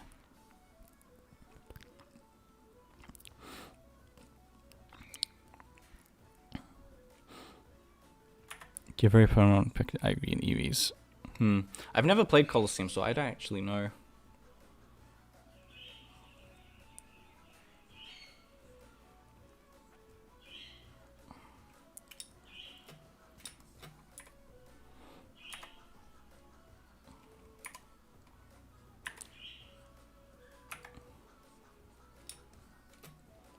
Alright. And then facepalm. Did you know that Bastiodon's cry sounds like the thwomp sound effect from Mario? Do I know who Bastiodon is? I don't think I've played enough Mario... I don't think I've played enough Pokemon to know who Bastiodon is, unfortunately. Wait, is Bastiodon the one that's got like a rock on its... It's got like a really flat face, and it's got like... It looks like a tablet or an obelisk or something.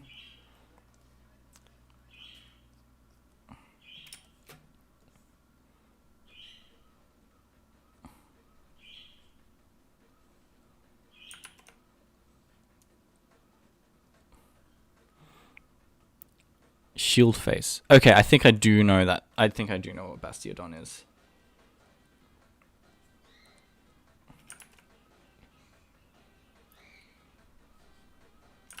Alright.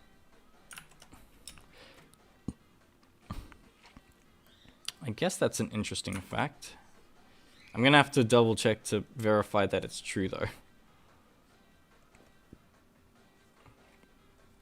And also, is it based on the thwomp sound effect, or is it like a sneaky little cameo that they did, or does it just happen to be similar?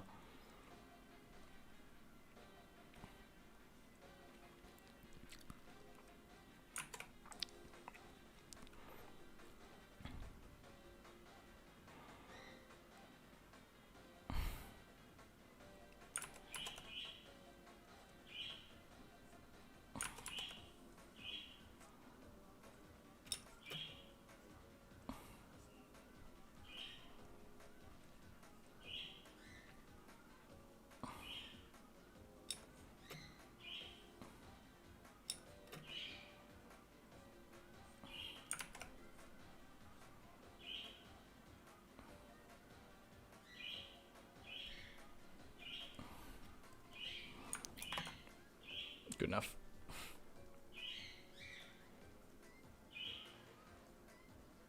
Yeah, you know what? I'm gonna break model a bit, and I'm gonna actually have the legs fly backwards. Like, tripping over yourself is a little bit silly. Maybe I'll just trip it from being silly, rather than from actually tripping on something.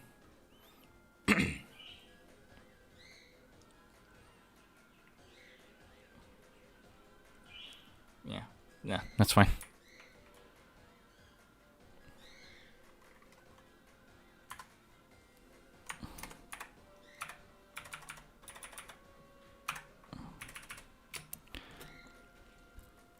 Mimikyu's name is based off a Mimic and you, and his cloak is mimicking Pikachu because Mimikyu is a Pokemon that wants to be loved like Pikachu. I think I knew that already, although I do really like Mimikyu's design. I really like Mimikyu's design, but yeah, I think I knew that already. Each Pokemon starter generation has different themes. Kanto starters are house pets, Johto starters are the dinosaur age, Hojin starters are animals that adapt in the environment. Yeah, I knew that as well. And then you've got the is it the Alolan ones based off like D&D classes? And then okay, what are the I'm pretty sure I know what the latest ones are, but what were the Sword and Shield starters, what were they based on? I'm actually not sure what the Sword and Shield starters were based on. I'm guessing, okay. Because Cinderace is like a football thing. And I know the British like their football. Like, is it actually based on like British culture? Or is it actually something? Because you got a drummer.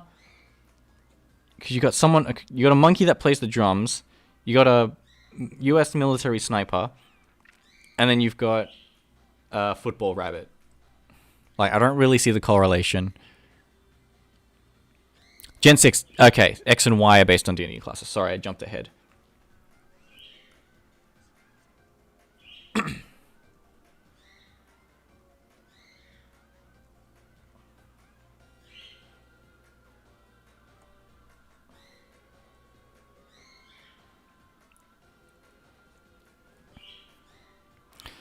Is it British culture? Because I don't... What would Inteleon be? Inteleon doesn't really fit. And I guess Rillaboom can kind of fit if you think of, like, famous bands coming from England. But, like, I can't really think of why they would have, like, Inteleon. Inteleon doesn't really fit. Like, where does Inteleon fit in the... Yeah. Regardless of all the new characters that come out in Unite, I always play Decidueye.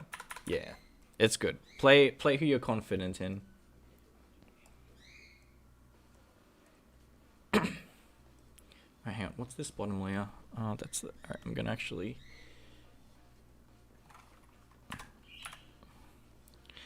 I'm gonna make Lucario stay on the floor for a bit longer, I think.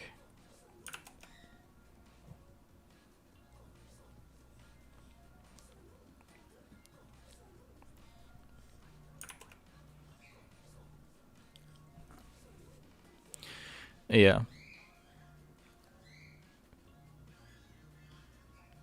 Inteleon has a James Bond vibe for British. Oh! I didn't even think about that.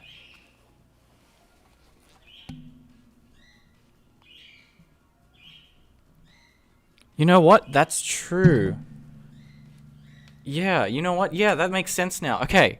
So, alright, so if, okay, so if, what's his name? So, okay, so you've got, Bunny, Score Bunny based off of, not Score Bunny.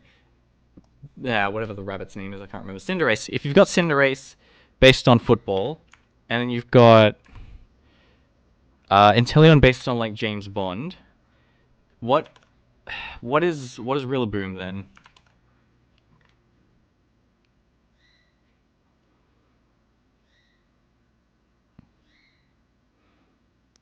Color starters, all the starters are circus performance. Gala starters are British. Pelea starters are also performers. Performers, yeah. Okay, so, all right. If the Gala starters are British, what's Rillaboom supposed to like represent then?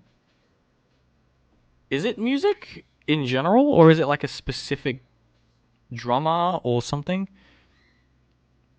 Gala starters based on sports, but Rillaboom music isn't. I wouldn't classify music too much as a sport. If that was the case.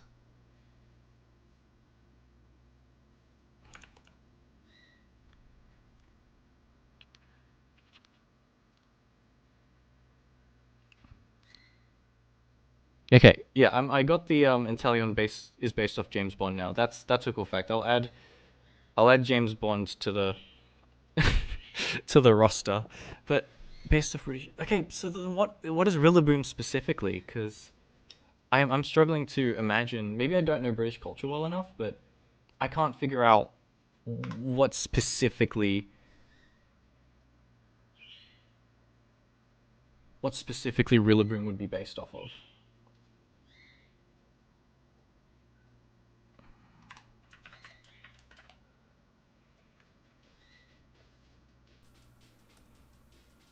Rillaboom sucks. Just ignore.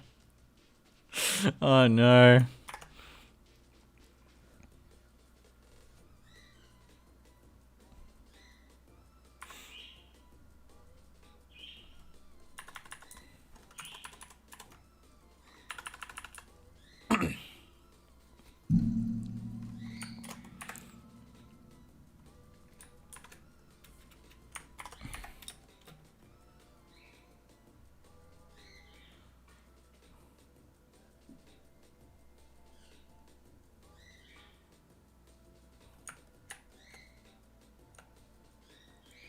Okay, hang on. I'm gonna be drawing a freehand frame from this one.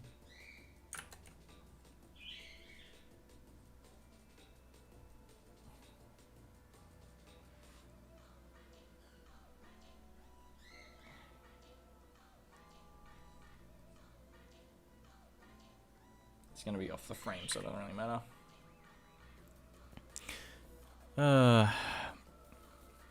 Maybe British really like the drums. Yeah, maybe the British do really like their drums. Oh well, we'll see how it goes.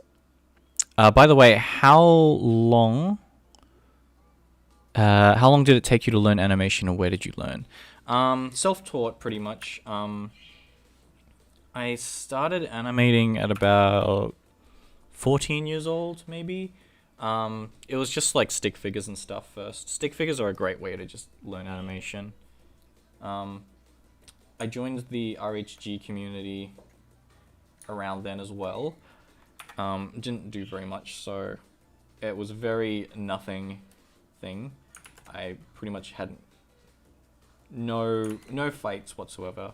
If you know what the RHG community is, it's supposed to be like you contact different people and you make an OC stick figure character and then have them fight other characters.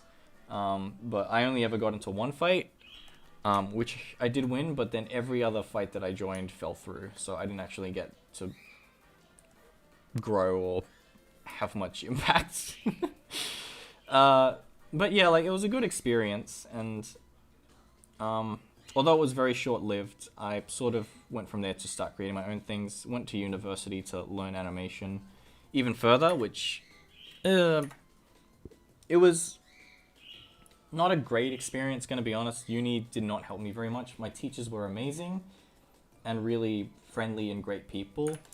But in terms of like learning animation, I didn't really learn too much of what I didn't already know. So it was a little bit of a waste, and then I didn't even get a job out of it. So yeah, pretty much I was just out of uni and then pretty much just had to fend for myself after that, which kind of sucked. Because the reason I went to uni was to get like experience and like to be able to essentially be able to work in animation, and that didn't happen. But oh well. Rillaboom is based off drummers, and his dynamics is style of rock drummers, punk music, something of the British people. Yeah, all right, yeah, I guess. I'll accept that. Raikou is a saber-tooth, a type of cat that's now extinct, and that's why it is in the past in violet and dies. Huh. Okay. If you were into stick figures, did you join Hyun's dojo? I did join Hyun's dojo. Nothing really happened, gonna be honest. Like, I tried to pick fights with people and trying to get people's attention, but honestly nothing really came from it. So I still have a page there, but I think it's dead, and it's like 16-year-old me trying to find fights with people. I do have a video on the Hyun's Dojo community that I made back when I was 19. So I do have a video on there.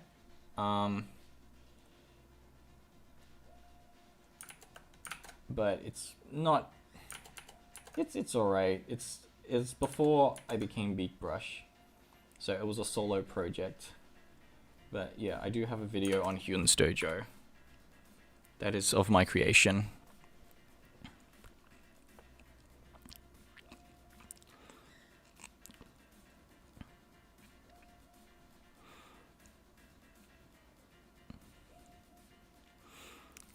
Oh, L Superstars hopped off. Alright. We'll see you later. Bit late now, but oh well.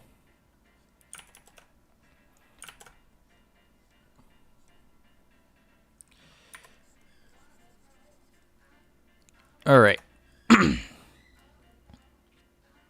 Do you know what Frostlass was based off? No, I don't actually know what Frostlass is based off of.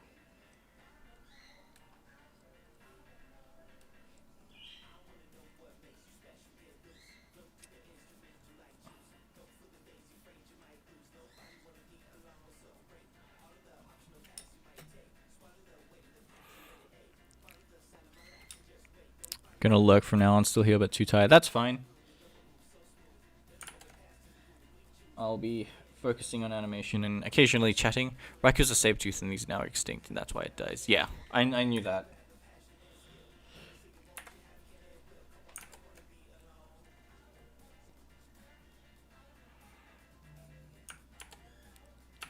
Yeah, who brought up the Frostlass? Oh yeah, tell me about Frostlass. I don't know what Frostlass is actually based on.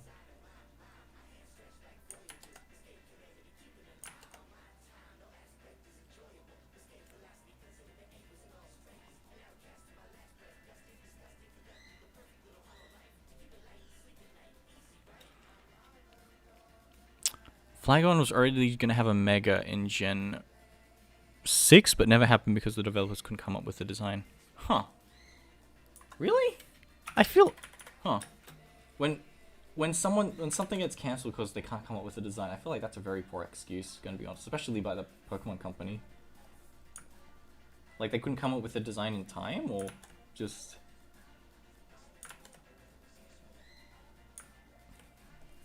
I feel like Flygon should have, like,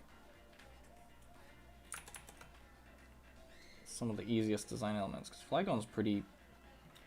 I don't know, I feel like Flygon would be pretty cool to have a Mega of.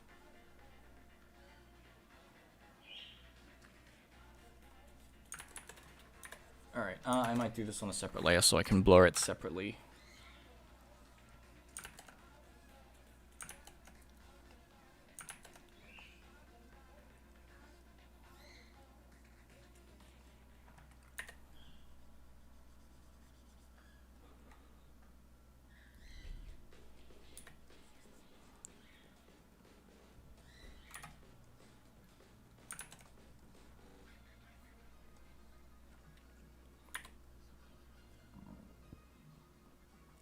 Can Rotom possess a phone and access your search history?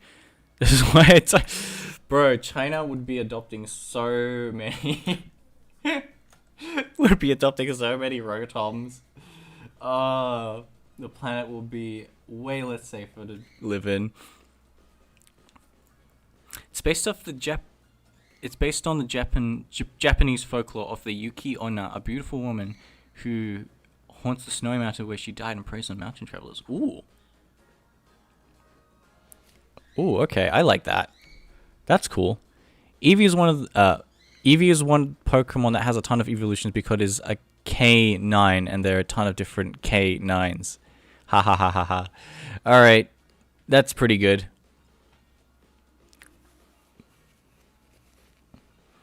Did you know that Decidueye was going to be a Kalos starter? Did not know that.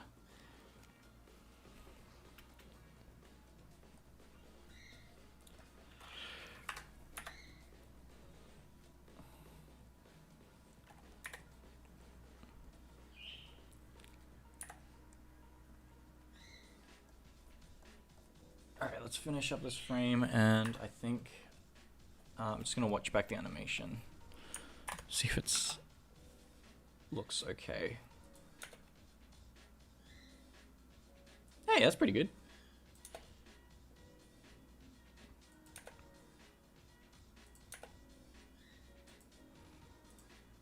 I think there needs to be a little bit extra, a few extra frames.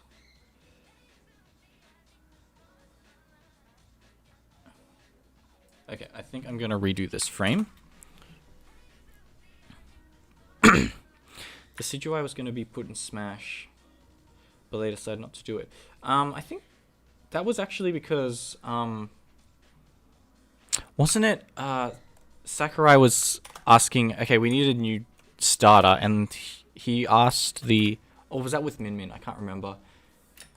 I can't remember if it was a popularity contest that got what's his name in?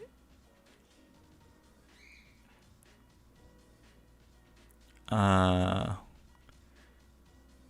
I lost my train of thought. Hang on.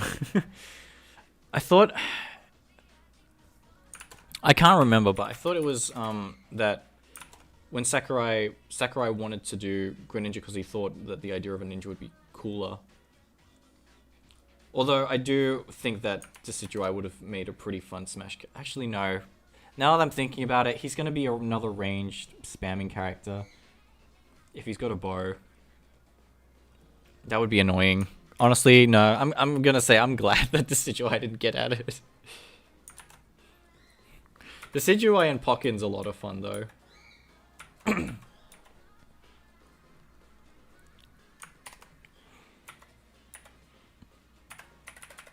A lot of people don't talk about Pokken anymore, but honestly, I like Pokken. Pokken's fun. I'm terrible at fighting games, but Pokken is one where I go back to and I'm like, yeah, this is a fun time.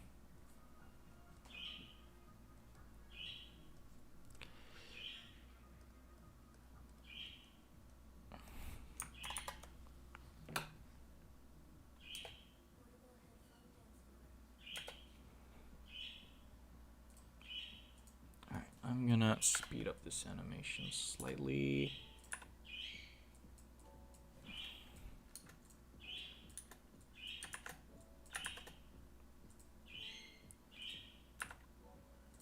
There we go, let's try that.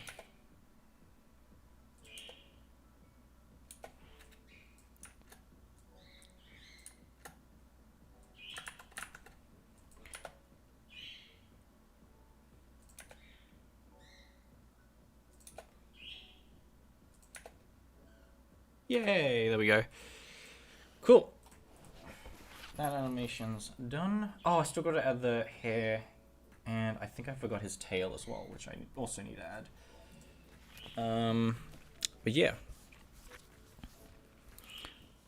I don't think Decidueye got added because he was already added as a playable mod in Pokken.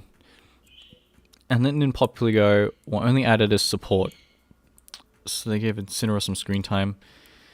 I don't know if they would cut a Decidueye entirely because they've already got... you know what? Honestly, I don't like Incineroar that much, so him being in Smash is kind of eh. I do think they could have added someone cooler than Incineroar.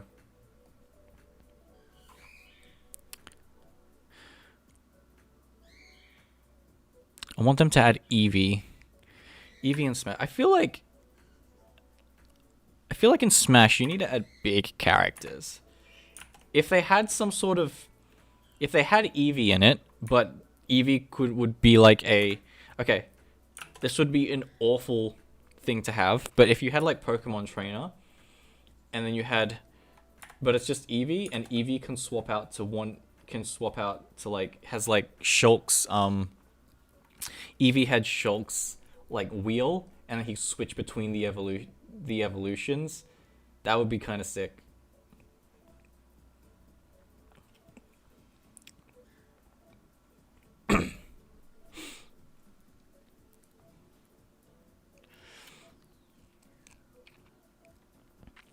Do I like sci-fi things?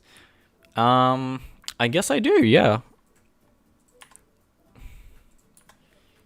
It really depends on what it is. But I can get into most sci-fi things if it's got a good story. I don't really care what the premise or the genre of a thing is, as long as it's got an entertaining story.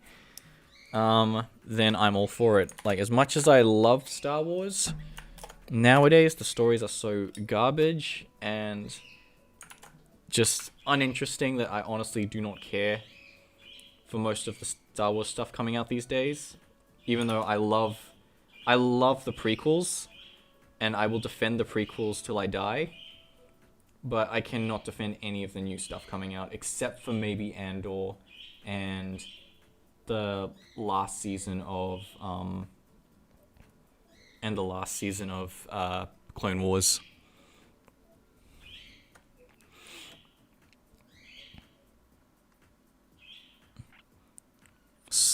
Cerule Edge's name is a mix between Cerulean, a type of blue, and Edge. Guys, it's kind of obvious. I need ones that are like, oh, did you know that this Pokemon was based off this extinct animal that no one knows existed and everyone thought was a Pokemon? Not just this Pokemon's name is a mix between two very obvious things.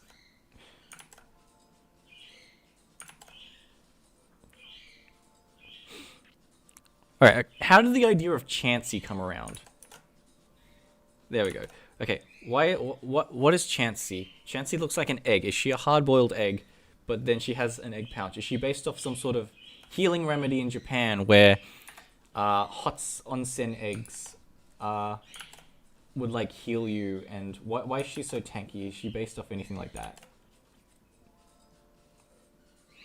Give me some cool facts. Honestly, for Pokemon Unite, they should have made every Pokemon that had a Mega Evolution, Mega Evolve while they're in Unite moves. Such a missed opportunity. Yeah, that's a good point. I think the only reason I could see them not doing that would be if they ever add any extra Mega Evolutions. They would have to go back and do that. And then they would have to go back and like fix everything up. But then all other people would be like, oh, but then like, why don't you have like the Gigantamax forms of Inteleon, or why don't you have the Gigantamax forms of Inteleon? Or yeah, I guess it would mess things up if some people had things like that. It's because it wants to be edgy. Look, guys. True. It wants to be incredibly edgy, so he's called himself Cerule Edge. Alright, why does Lucario's head look so big? Let me fix that up. Oh, it's because his body grows.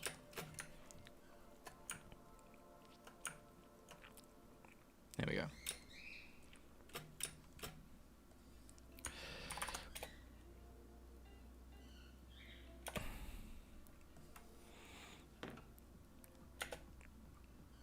It's too late for that. I think I should make so you can get their mega forms as hollow wares.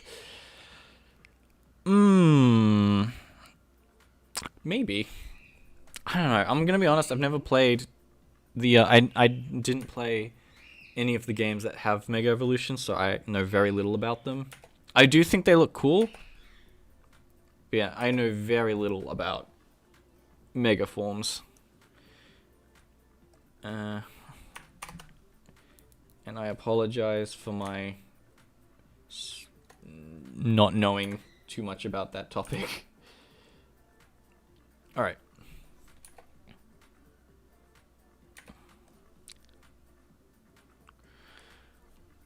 I'm gonna make this foot a little bigger.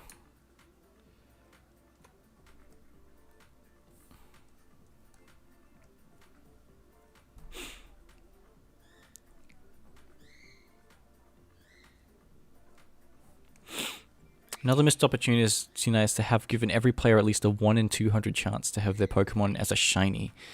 You know what? I'm down for that one. They should have. That would have been awesome.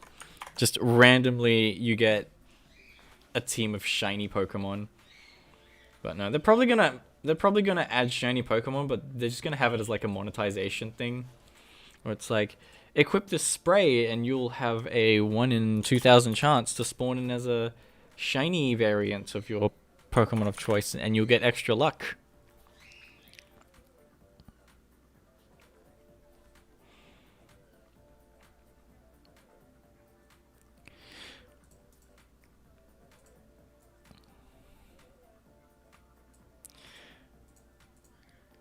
Alright, I'm gonna...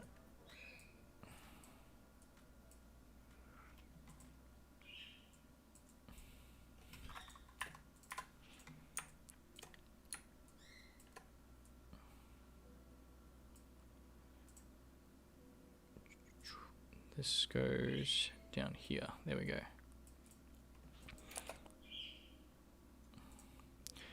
Actually, hang on. That doesn't make any sense now that I'm thinking about it.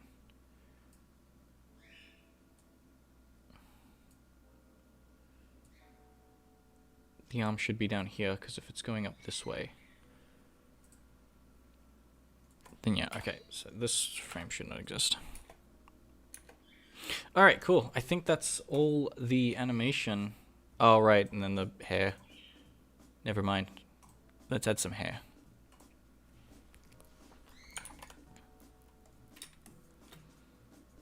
Wait, where's this hair in this frame? You should have hair here. Oh, it's on this layer. Duh. Okay, that can be hidden and become a guide.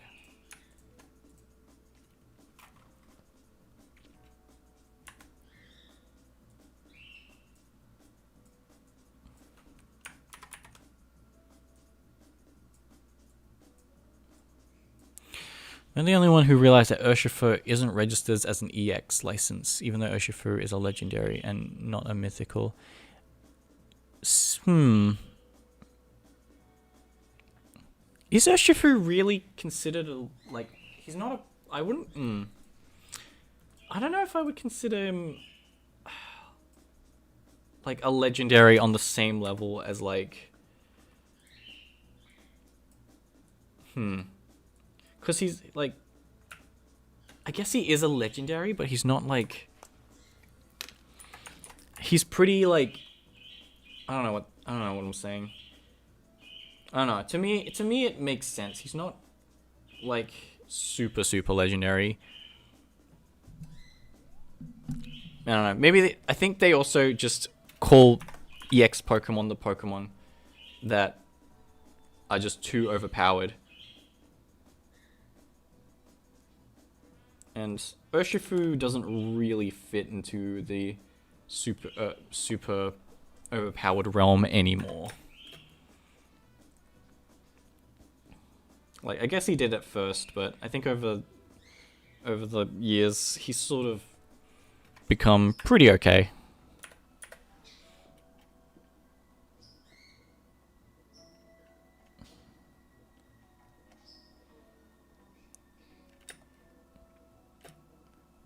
The next 3 Pokemon to come to unite are Armorogue, Psyduck, and Darkrai. Psyduck. Does Psyduck actually evolve into... Does Psyduck evolve into Golduck, or is he too popular to just not level up like Pikachu?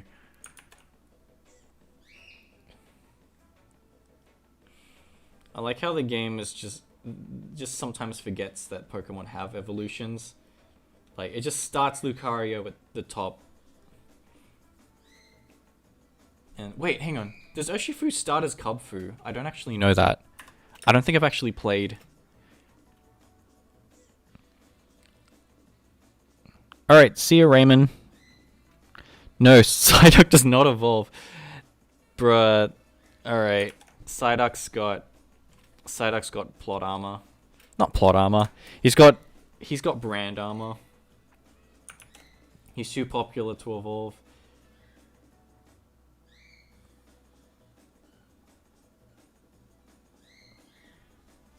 Alright, I'm gonna copy this, move this to a bottom layer so I can do the hair.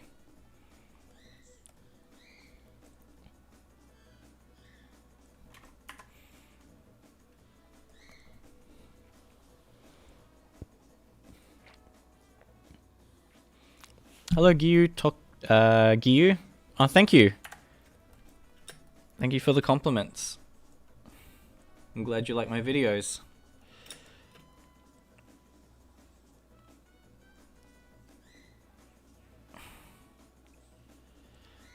Wow.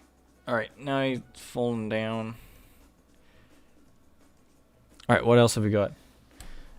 Working on the new animation. Yes, this is the Unite Experience 3, which will hopefully be releasing at the end of this month. But yeah, I'm just streaming it now to sort of show my process on how I work.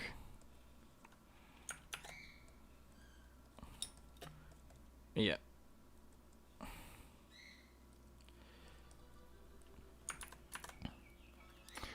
By the way, justice for Pichu, Raichu, Riolu, and literally every other evolution that the devs were too lazy to add in. True.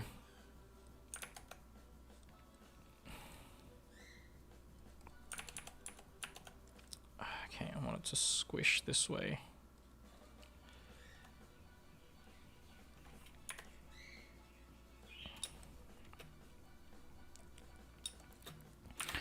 Right, I think the other Pokemon, they've just got... Pokemon Unite is only fun on solo queue, not a 5-man. Really? You prefer solo queue? Interesting.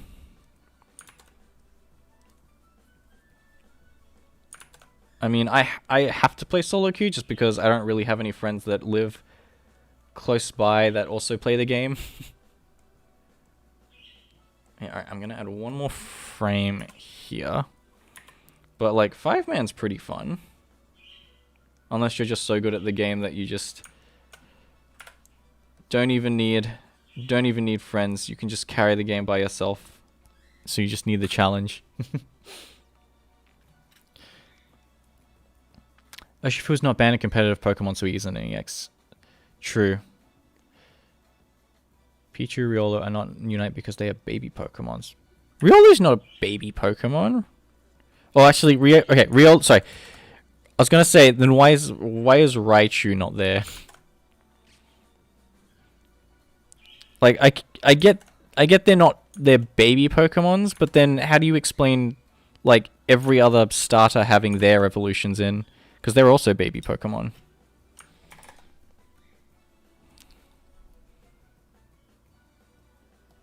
Or at least they're baby to me. I could be wrong. Alright,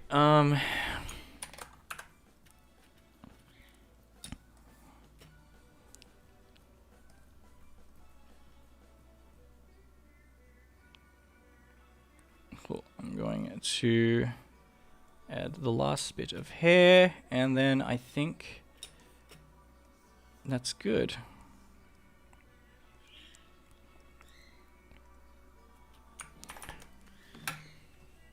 Alright. Cool. What time are we at?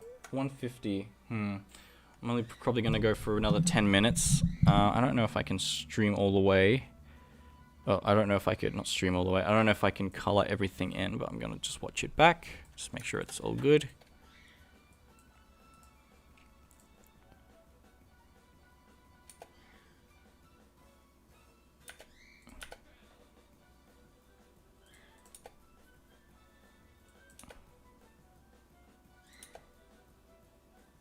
Nice.